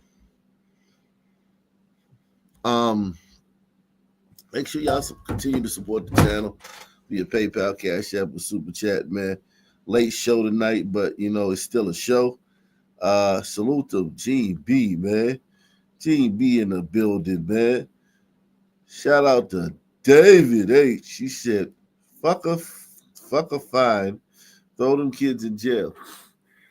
And yeah, maybe if they fucking around down here by the Jewish embassy, maybe that's what we got to do. We got to get these kids. We got to lure those Sun teams down to the Jewish embassy and say, yeah, come down here and do all your frolicking. Fuck the Navy Yard. That's not cool. The cool place to be for the kids is by the Jewish embassy. They'll dip that shit in the bud quick. All them little fuckers will be in jail. Salute to Barry B, man. Barry B in the building, man. Shout out to the Lux 247, aka Cal Ripken, aka the real MVP, coming through once again. A huge investigative presence, and a lot of people will be speaking here tonight. Jackie, we've gotten confirmation that there was an event from the American Jewish Committee, Young Diplomats, and that the two victims may have been attending that. Do we have any sense of how big a crowd or how many people were at this event? We do not know. We arrived here probably maybe half an hour after the shooting happened. So these streets were all already sealed off. Anyone which is standard police procedure, anyone who would have seen it would have been immediately taken to different places to be, talked to by DC police about what they saw, any possible description they were able to provide. Got to be cameras all over that things place. like that. In addition, right now, DC police are going through the various cameras. This happened directly behind the FBI's Washington field office. There are many cameras throughout this area, and they will be looking at those, trying to get a description of exactly what's going on here. The people who just passed behind me, you may have seen the yellow tape go up there. They have jackets that say U.S. Secret Service Police on the back. So, we've got a lot of different investigative agencies here. We've got the U.S. Capitol Police. I do not know if they do patrol in this area. We are not far from the Capitol. But, that we're just trying to fit together the pieces right now of, what's going on here and who's going to talk to us. Jackie, let me real quick read a statement that we just got in from the CEO of the American Jewish Committee. His name is Ted Deutsch. He did confirm that we hosted an event at the Capitol Jewish Museum in Washington, D.C. this evening. We are devastated that an unspeakable act of violence took place outside the venue. At this moment, we await more information on what transpired. Our attention and our hearts are solely with those who were harmed and their families. As we've been reporting, and you've been reporting, Jackie, we know so far that a man and a woman were killed. It is unclear if they were part of the event that happened there tonight. But we also heard from the Israeli ambassador that the word I think they used, Jackie, was diplomat. A diplomat was injured as part of this shooting that happened and tonight. talked about perhaps other injuries. Do we know, speaking of the man and woman, the fatalities, are their remains still on the scene or have they been taken away? It may be tough to tell from your vantage point. I believe that there's one person, and I believe that is the man who was pronounced dead here at the scene. I believe that the woman may have been transported by ambulance and was then after that pronounced dead. But the specifics of that beyond, particularly in the case of the woman, I'm not 100% certain on that, but I do believe she was transported by ambulance. This is breaking news too, apparently. Let's see what else is going on in DC, man. DC is like a you know how Memphis gives you a lot of content. DC gives you a wide variety of content, you know what I mean? Because of the nature of the city, man. Gun violence rattling the district tonight, and this time it appears to be a tragic accident involving a young teenager. DC police say a 14-year-old girl got her hands on a gun and was recording a video for social media when that gun went off and killed her. Detectives. Oh, goodness. We see this all the time, don't we? The whole yo, we the niggas from such and such and such and such. Yeah. You know how they do in the videos, they accidentally shoot themselves. Which quadrant in DC is considered the worst area? Also tell us that multiple people, including an adult, were inside the apartment where it happened. The massive scene unfolded today along Benning Road in Northeast, just blocks away from another deadly shooting yesterday, same neighborhood. Now, in that case, think about if your neighborhood, if 2 people have been murdered in your neighborhood in the last 2 days. Yeah. I definitely would have I'd definitely be more alert. But there's no threat to the public because unlike your neighborhood where they would probably have like a task force over there, in this black neighborhood, there's no threat to the public because they know they're all targeted. Okay, this one was a mistake, but the other one, they know it was this crew, or 2 guys had an argument, or it was 2 guys crossed paths. These things are like, these murders be so isolated that they'll come on the news and say, hey, we had 10 murders in the last week and there's no threat to the public. Please want to know that there's no threat to the public. You can just move around and go ahead and do what you want to do. Right. You don't have to worry about, because it's just random violence. It's just somebody bumped into somebody at the liquor store. I think you meant to say isolated, not random. Yeah, isolated. Yeah. one man was killed just steps away from an elementary school track meet outside Spengarn High School. News 4's Walter Morris has the latest details. It's sad. It's a sad situation. The investigation continues after a tragic accident leaves a 14-year-old girl dead. DC police say it appears she was trying to make a social media video when she was fatally wounded. Got off the bus from work. I was used to come this way. And I seen all the police, so they wouldn't let me go that way. So I came. Is this Benning Courts? Is this Benning Courts or Pinnacle over there? Somewhere over there. This way, tried to go in the gate. They said I couldn't get in. So I'm standing out here all this time. Neighbors like Dee left standing in the rain for hours as police investigated what they describe as an accidental self-inflicted gunshot wound. The fatal shot fired just after 5 p.m. here at Benning Courts on Benning Road and 17th. You said it. Cops say the teen was holding a gun while filming a video for social media when it went off, striking her in the upper body. Investigators say there were several people inside of the apartment when it happened, including at least one adult. And responding officers recovered the gun not long after. Next door to me, it's just crazy. You know, I have grandkids, 17 grandkids, and I worry about them. She's wearing a mask. Hey, she could be sick. This is why I when I ask like who has been vaxxed, and we would have 400 people in the chat, and no one would say they've been vaxxed. I always call bullshit because in DC everybody was getting the vax. Everybody. And it wasn't this like weird internet like, the Illuminati and all. Everybody was running to get the vax because you couldn't do shit. You couldn't go to a restaurant. You couldn't fucking get on an airplane. People were running to get. People were in line. Like, yo, they couldn't get the vax fast enough. Everybody. I fell for it. I was an essential worker that worked at a vaccination site. So you already know, if you ask me, I had to. Yeah, but when I used to do that here, we would have 400 people in the chat, and no one would press one.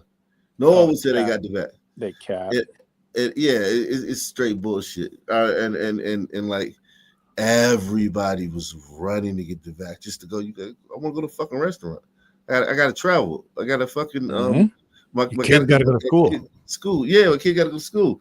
Like it was just like. It's just weird when people on the internet try to act like they were so fucking woke and shit at the time. They're just trying to act edgy and all that. Nah. And you see that in DC, people still wearing masks. Yeah. Like these people are crazy. Like they're nuts. Davis had a shootout down the street the other day. This teen tragedy marks the 7th. She might have just been committing crimes too. You can't leave that out. This investigation playing out less than a mile from Spingarn High School, where a deadly shooting brought an elementary school track meet to a standstill with hundreds of 4th and 5th graders on the field. We thought they were like testing the starting pistol. Like I glanced at the field, I was like, wait, nobody's on there. DC police say Keon Wayne Magruder was walking along 26th Street Northeast when he was gunned down Tuesday afternoon. Investigators say a car pulled up just before 2 p.m. 3 people got out and opened fire. The 31-year-old pronounced dead on scene, and several nearby schools placed on alert. My kids keep telling me to move, but I don't know where to go. I've been here 28 years. Wednesday, Police Chief Pamela Smith saying in a statement, please don't move to, listen, you want her to stay. You do not want her coming to the neighborhood. She might be a nice lady, but she's bringing kids with her. She's bringing young teens. And she's and even though those teens might want to leave this neighborhood, when they come to your nicer neighborhood, they're going to try to be the bad kids. Yeah, I can believe that. Where to go? I've been here 28 years. Wednesday, Police Chief Pamela Smith saying in a statement, "This is a devastating reminder of the dangers of weapons getting into the hands of young people in our city. Firearms are not toys or props, and they must be properly secured in a place where they can only be accessed by lawful gun owners." They need to do something about these guns. Get them off the streets. Because it's crazy. And police say they won't release that teen's name until her family has been notified. And again, officers did recover a gun here on scene. Her family hasn't been notified yet? Wow. That's crazy. So she was over somebody else's house making a little rap nigga video and accidentally fucking shot herself. Let's see. But you were right exactly with what you said, because when I lived in the San Fernando Valley, we actually had a working swimming pool in the apartment complex. But then when a few Sun families moved in, that pool no longer worked. The apartment conditions started to go down. I hate saying that, but that's some of the things I noticed as a kid. Where'd you live in the valley? Reseda, yeah. Yeah, you. Nothing more needs to be said. Let's see. 2 Israeli embassy staff have been killed in a shooting in the U.S. Capitol. The incident took place outside the Capitol Jewish Museum in Washington, D.C. The museum was hosting an annual event meant to be a reception for young Jewish professionals. The 2 victims were leaving the event when they were killed. Police have arrested a suspect identified as Elias Rodriguez, a 30-year-old from Chicago. Authorities say he was observed pacing outside the museum before the shooting started. Well, this is where the shooting happened. Emergency crews are near the Capitol Jewish Museum in Washington, D.C., just a few blocks north of the U.S. Capitol building. Washington, D.C.'s police chief has detailed the arrest of the suspect after having shot and killed 2 people. We believe the shooting was committed by a single suspect who is now in custody. Prior to the shooting, the suspect was observed pacing back and forth outside of the museum. He approached a group of 4 people, produced a handgun, and opened fire, striking both of our decedents. After the shooting, the suspect then entered the museum and was detained by event security. Once in handcuffs, the suspect identified where he discarded the weapon, and that weapon has been recovered, and he implied that he committed the offense. The suspect chanted, "Free, free Palestine," while in custody. The suspect has been tentatively identified as 30-year-old Elias Rodriguez of Chicago, Illinois. Israel's ambassador to the US also spoke at that press conference about the 2 people killed outside the Jewish Museum. It's a young couple about to be engaged. The young man purchased a ring this week with the intention of proposing to his girlfriend next week in Jerusalem. They were a beautiful couple who came to enjoy an evening in Washington's Cultural Center. I will say this: we are a resilient people. The people of Israel are resilient people, and the people of the United States of America are resilient people.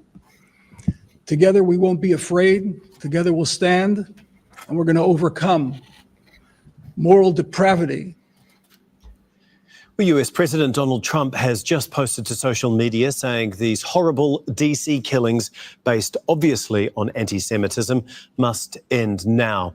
He went on to say hatred and radicalism have no place in the USA. This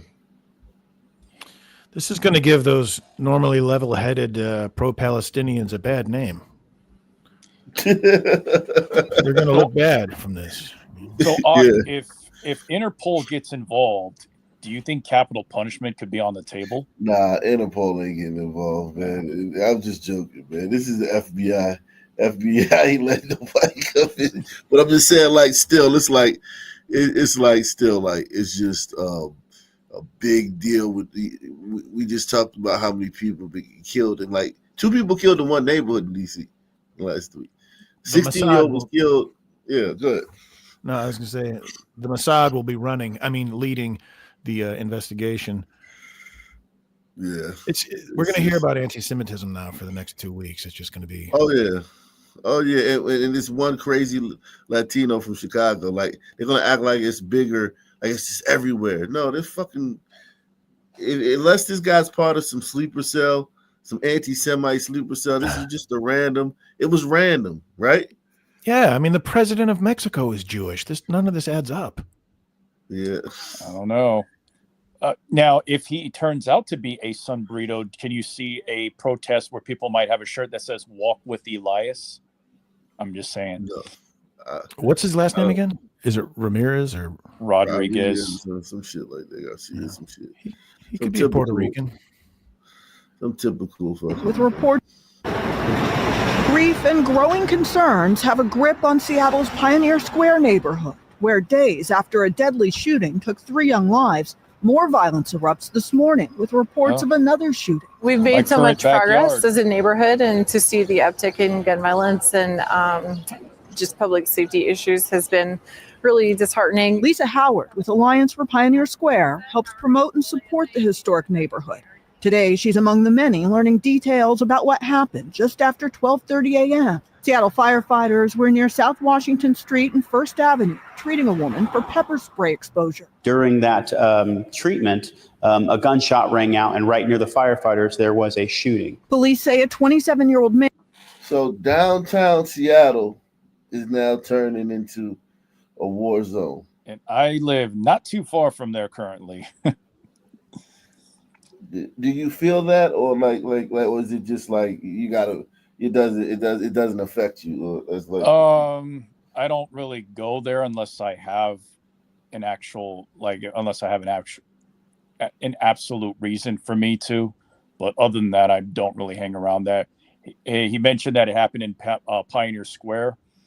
The thing is, like, I stopped going around that area, and this was a long time ago, was when Ken Hamlin, who was a former Seahawk player, when he got knocked out when someone knocked him out with his stop sign. Like, someone actually literally took a stop sign from the street and knocked him out with it. Did they know it was Ken Hamlin? No, he was just he was a former. But this is so. Yeah, so this is seedy. It's seedy. Mm. Is it a seedy area down here? It's improved quite a bit, but after that, what is it? The Capitol Hill Autonomous Zone, it did spill over there a little bit. So, like, it got better, and then it kind of went back to what it was. Police say a 27-year-old man shot a 44-year-old man in the chest, wounding him. Firefighters rushed in to subdue the suspect until officers arrived and made the arrest. This was exceptional teamwork between firefighters and Seattle police. It's also the latest problem to plague Pioneer Square. Early Saturday morning, one person was critically hurt and 3 did not survive a shooting, a tragedy taking an emotional toll on the victim. All 3 of them are of. Yeah. Wow. How did I know that? Like, you just knew it, didn't you? Yeah. Like, even though Seattle is what, like 7% black, right? Yeah, very low. More Tigers than Sunmen. Yep. Yeah, even though you just knew, man. Like, I'd never, my mind's eye never visioned white people being murdered in the street like that. Yeah. It's just we're programmed when we hear a shooting to think blacks, no matter what the demographic of the place is. It's a dream come true. Yeah. Number 1, it's either blacks. Number 2, it's hombrito. That would be the second option people would think. White people are offing them. White people are offing themselves up there. They don't murder each other. They just kill themselves. Yeah, exactly. But I don't even think people think hombreros, man.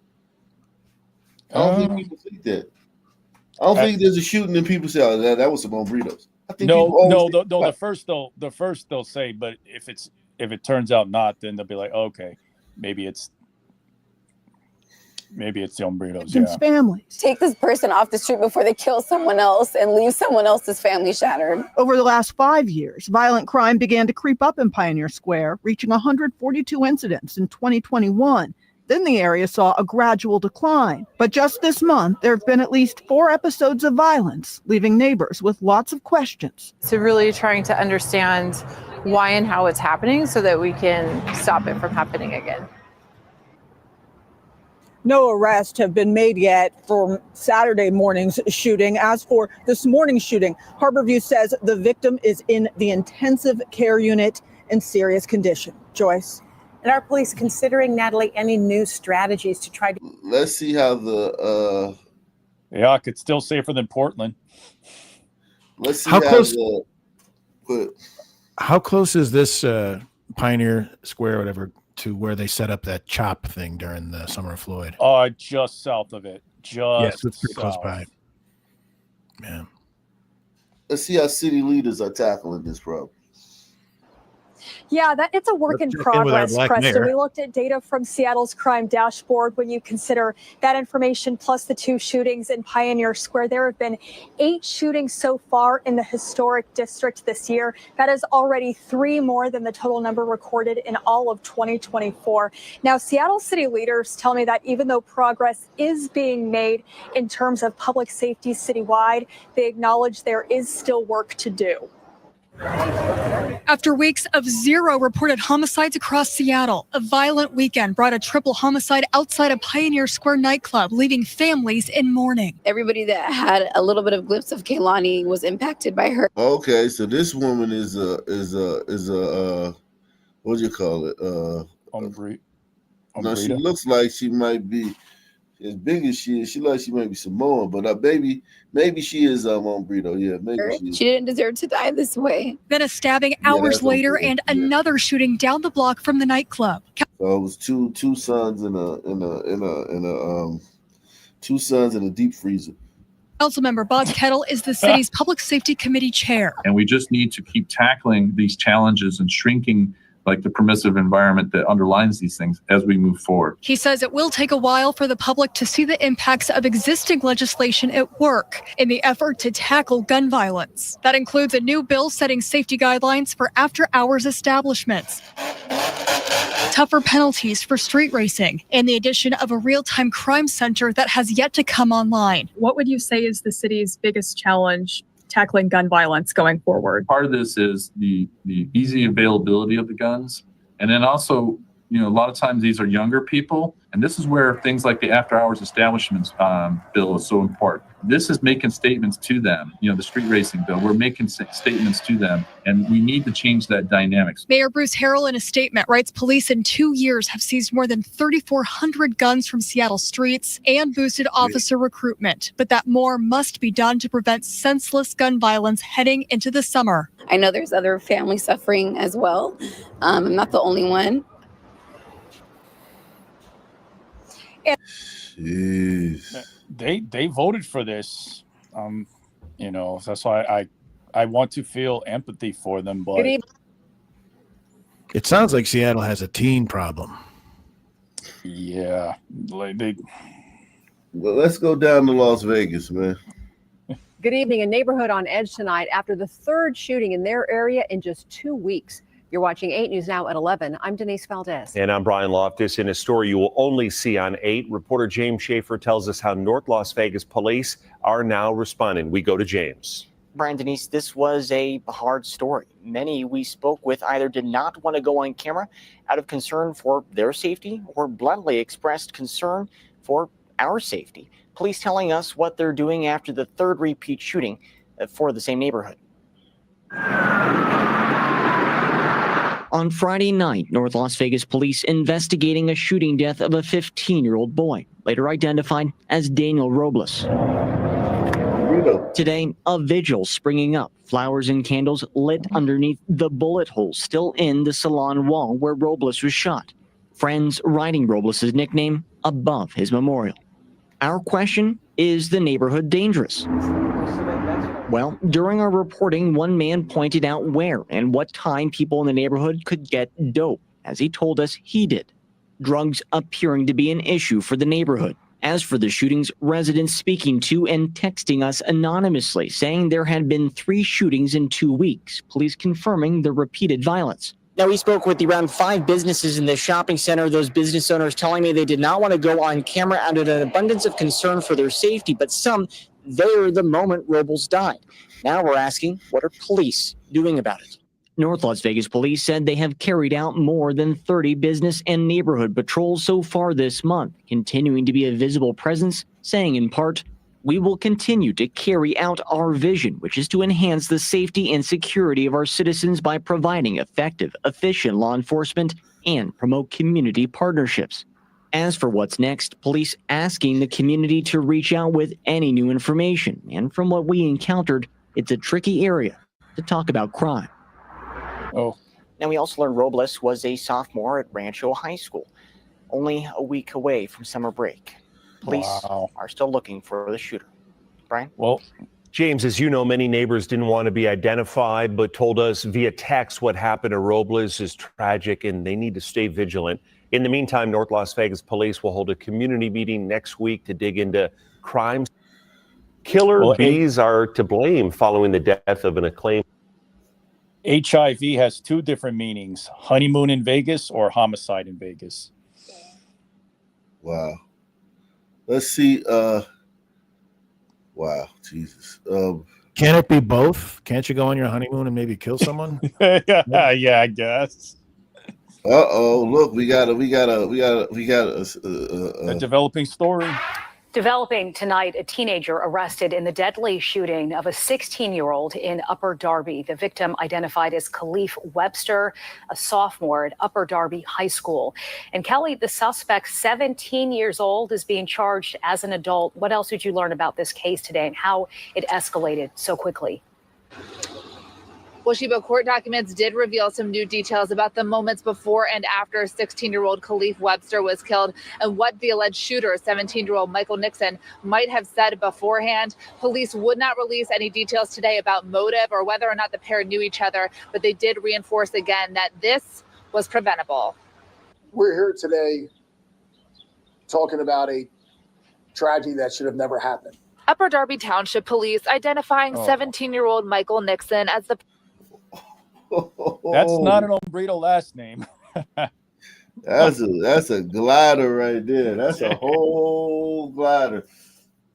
I don't know what. Wow. That's either a glider or a sun glider. A glider. Or not team. A sun glider. Not a sun glider. I mean a tiger glider. A glider team whacked a sun team. He looks mixed. He looks trans. Yeah. Yeah. This kid is. You said this kid looks mixed. Yeah, he looks like a glider tiger. Stop it, man. Stop it, man. Stop it. Please stop it, man.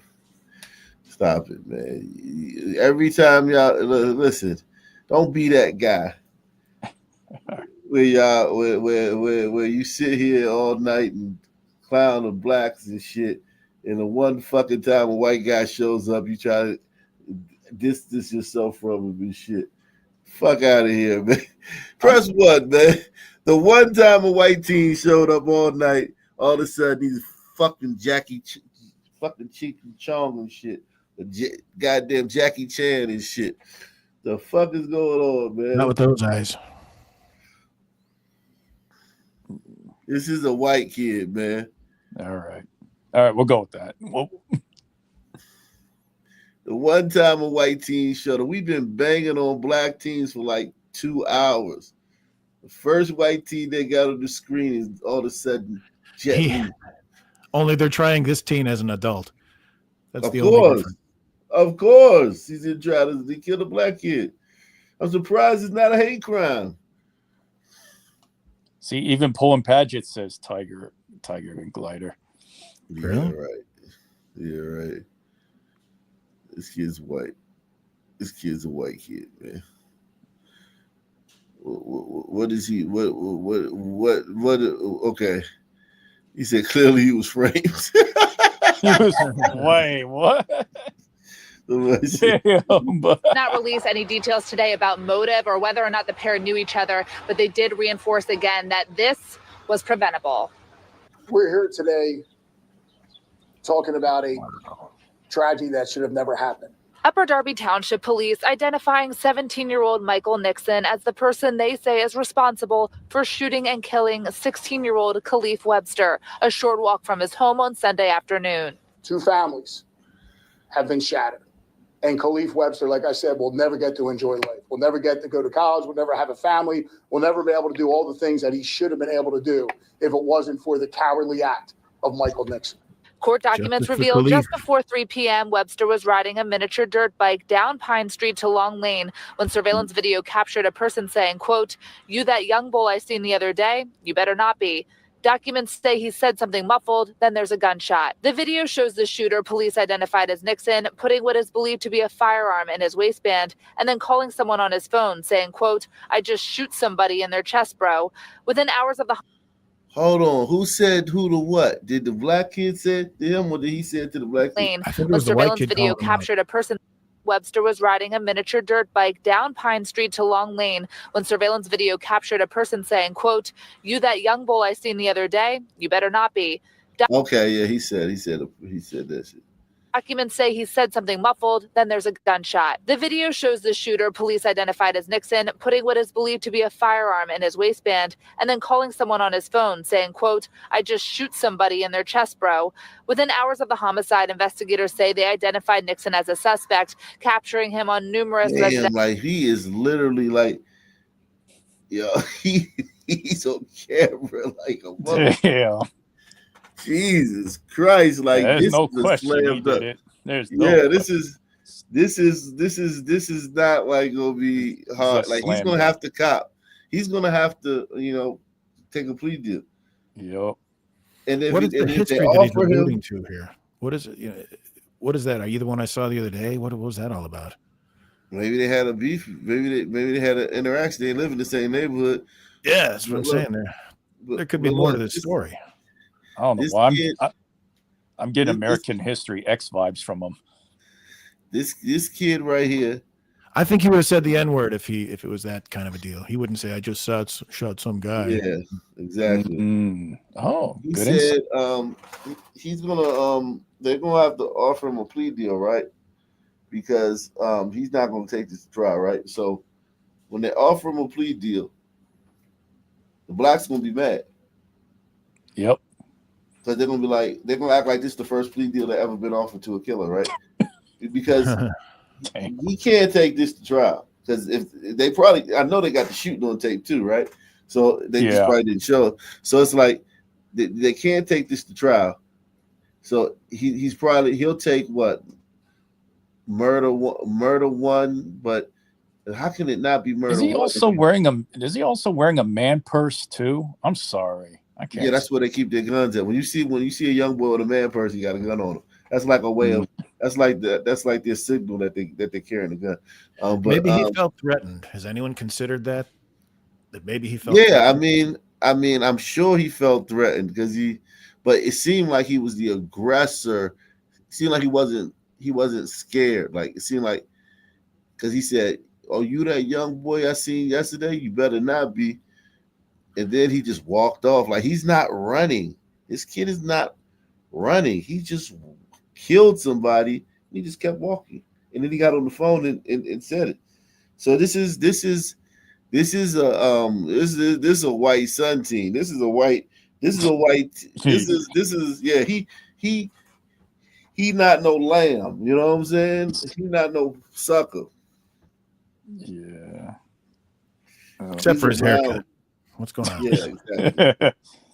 But you can see in his eyes too. Like you can look in his eyes and tell. That doesn't look like the same hair. If this is his booking photo and that guy walking down the street, does that really look like the same guy to you?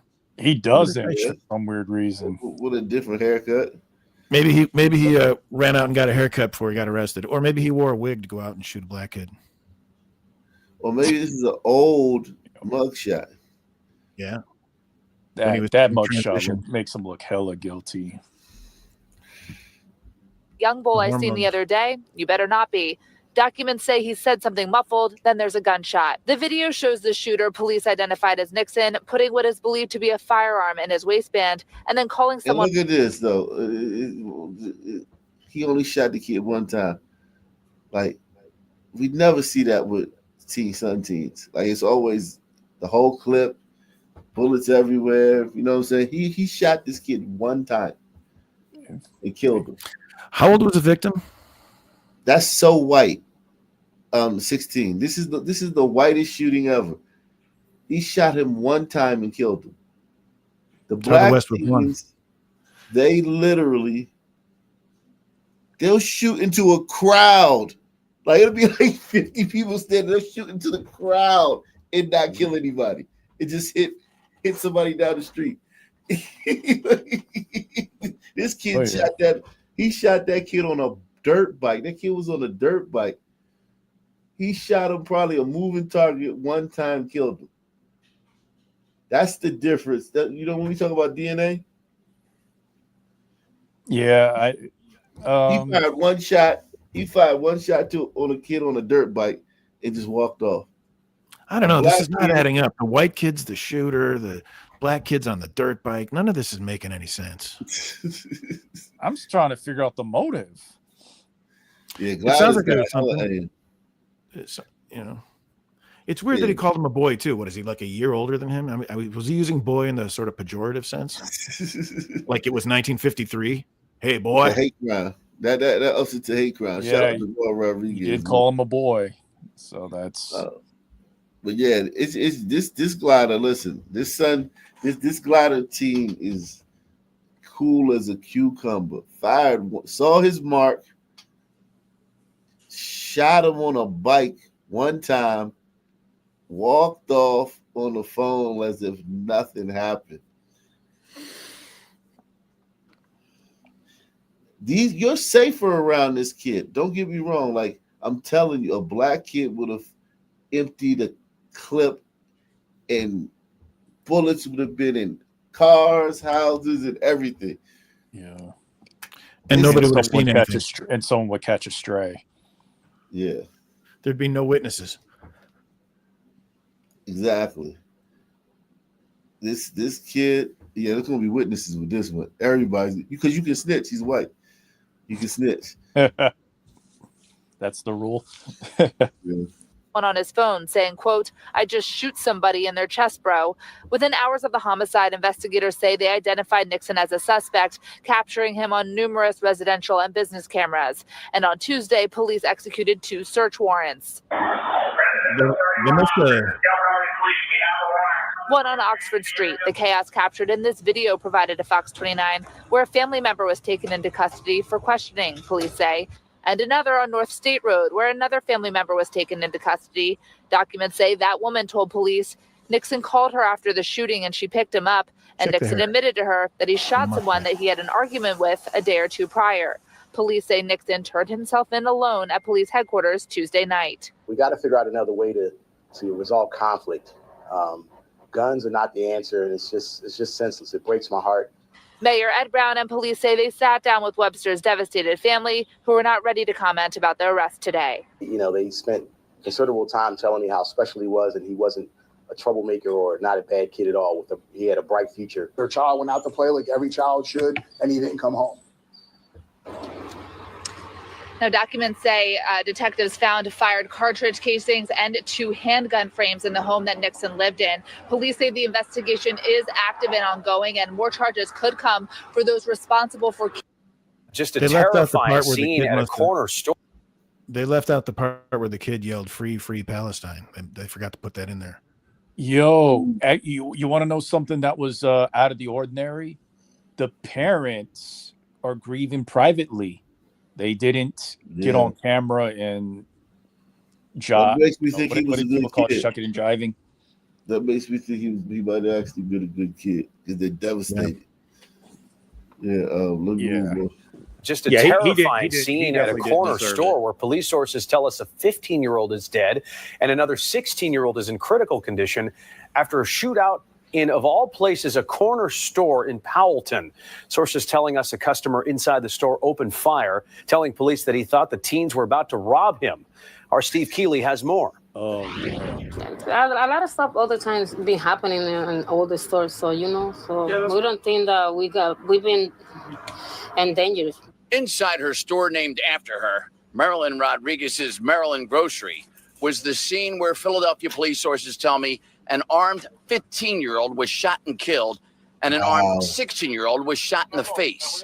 They say they see on surveillance by a 22-year-old man, also armed, but legally, with a permit to carry a concealed weapon.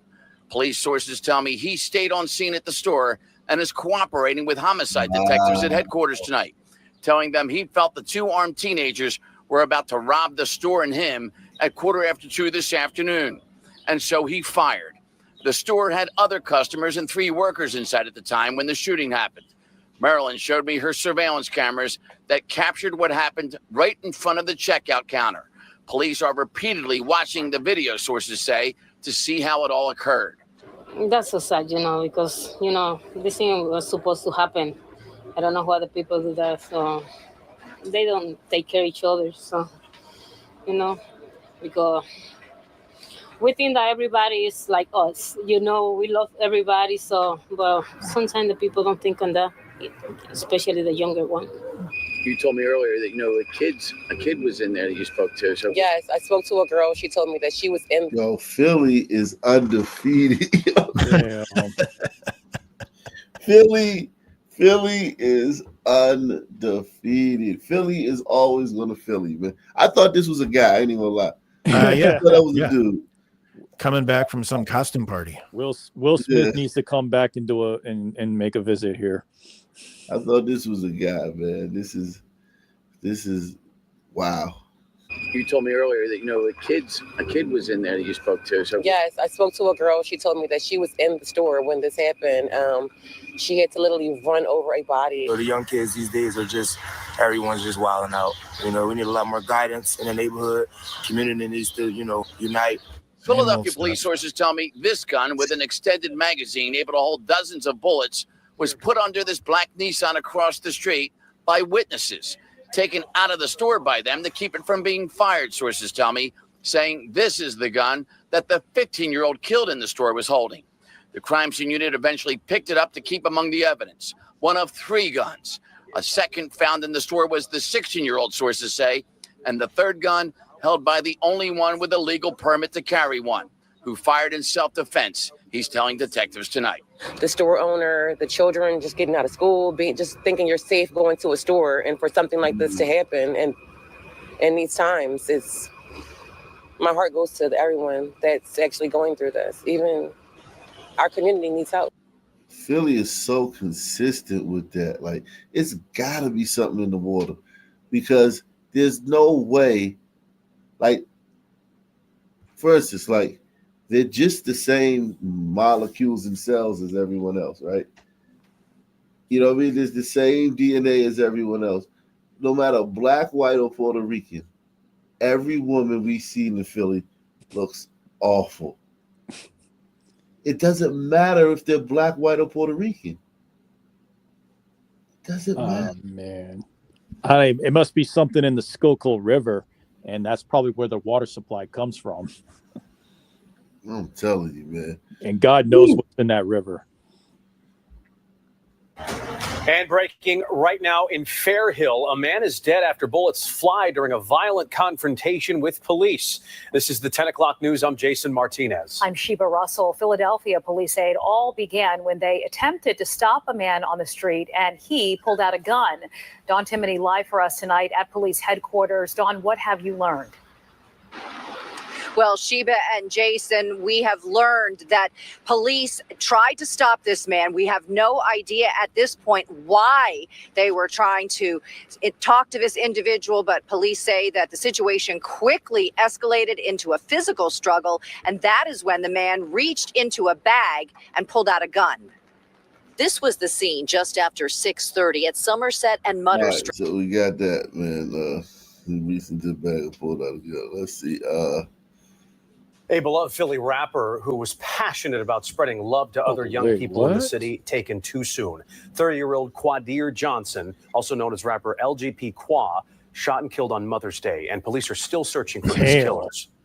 Taken too soon, but well within the average. Philadelphia police say that the rapper was in the area of M Street and Juniata Park when the suspects were... Oh, Jesus.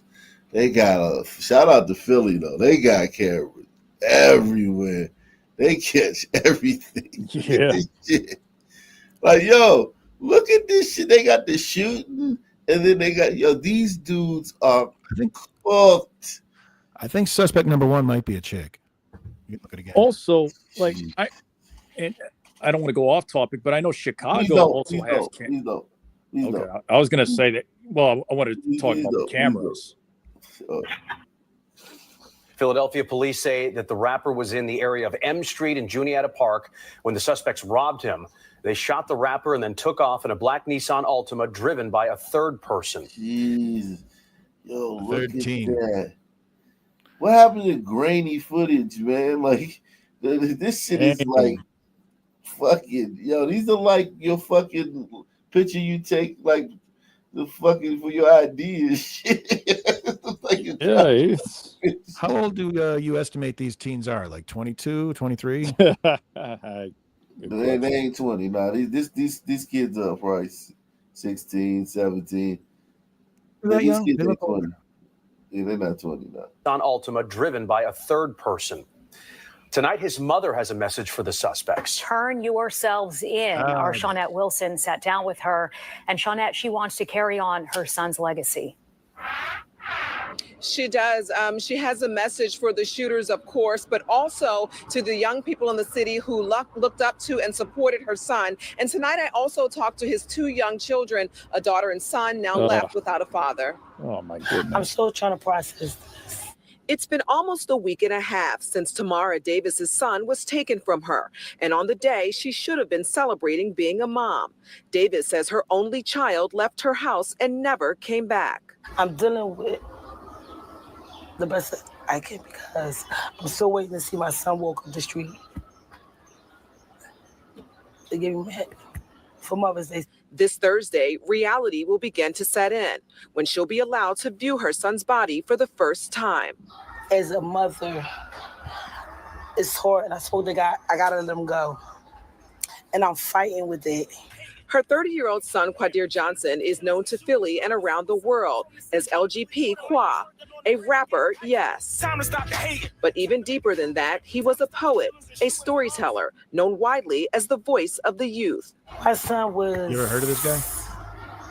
No. That's a nice name, though. Never, not one day in my life. But what are the odds that they're going to make a diss track on this? Nah. You don't think so? Nah, he wasn't that type of rapper. He wasn't like a drill rapper. He was he wasn't a drill rapper. I knew he was gifted. Qua rapped powerfully about the challenges and disparities of the city and its young people. From the city, brotherly love. Yesterday, police released this surveillance video of 2 suspects who they say were wearing masks when they shot Qua in an apparent robbery. It happened on the 3900 block of M Street in Juniata Park just before 5 o'clock that Sunday evening. Police say the 2 got away in a black Nissan Altima driven by another person. That car has since been found by police. Taking my son. They messed up. They messed up. Davis sat alongside Qua's 2 young children. I miss that he was this funny man. Yeah, wasn't he? Keisha Washington is urging the suspects to turn themselves in. You running and trying to hide, and it's not worth it. Y'all took somebody special. Nobody deserves to die, from gun violence. And Davis has this to say to the youth who looked up to and supported her son. You don't have to be amongst the followers. Be a leader. And I knew my son. That's who he was. And the family says a public viewing will take place on Friday, followed by a celebration of love to happen on Saturday morning. You can find locations and times, Jason, on our website, fox29.com. Shawnette Wilson, thank you very much. My heart goes out to the children, but anybody else, nah. Oh, the mom seemed all right. She put him in that situation. Children, about 3 of the 5 standard. He lit up a room. They need to turn themselves in. She hit the big ones. Like I said, the children are the most innocent. Everyone else, no. I'd wonder how much they even knew him. He's out in the streets. Who knows? Let's see this ball. Let's get out of here. The family of an 18-year-old shot to death in Brooklyn this weekend is now speaking out about their devastating loss. The mother of the teen says that her son loved football and was looking forward to playing in college after his graduation. Zinnia Maldonado spoke to the family in East New York. Crystal Childs, the mother of 18-year-old Zanir Childs, breaking down Monday afternoon. Justice for Zanir! Justice for Zanir! While calling for justice for her son, who was shot and killed Saturday just before 10 p.m. in East New York. I just want justice for my baby. This mother has to now bury her child with no justice. This mother has to now go and plan arrangements, not plan a graduation. Police say a 911 call came in Saturday for 2 people shot at 812 New Jersey Avenue. At the scene, police say they found 18-year-old Childs with a gunshot wound to the torso. He was taken to the hospital where he was pronounced dead. Police say officers also found an 18-year-old woman with a gunshot wound to the arm. She was taken to the hospital in stable condition. Monday, Childs stood beside family and community activists reflecting on her son's life. He had a great heart, heart of gold and would take care of anybody. He didn't deserve this. The community hoping whoever is responsible comes forward. What real justice looked like is the coward that decided to use a gun, turns himself in. This is heartbreaking. I raised him by myself, him and his brother alone, and we are diehard, 3 of us, and now it's 2 of us. Police say no arrests have been made as the investigation continues, according to NYPD. And when she said that, you know that was she's bragging, right? When she said she raised him by, she's not like strong. Yeah, she's bragging. That's a humble brag. Wait, what's the humble brag? She raised him by herself. She raised him by herself. That's a humble flex. Yeah. Any final thoughts, man? The only final thought is this. I would like for this to stop, but I have a feeling it's going to be the same thing. Turn yourself, a grieving parent's going to say, turn yourself in, all that. It's going to be the same thing over and over again.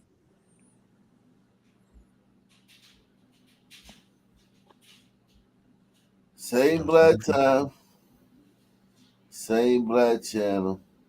Shout out one. Out of here. Peace out.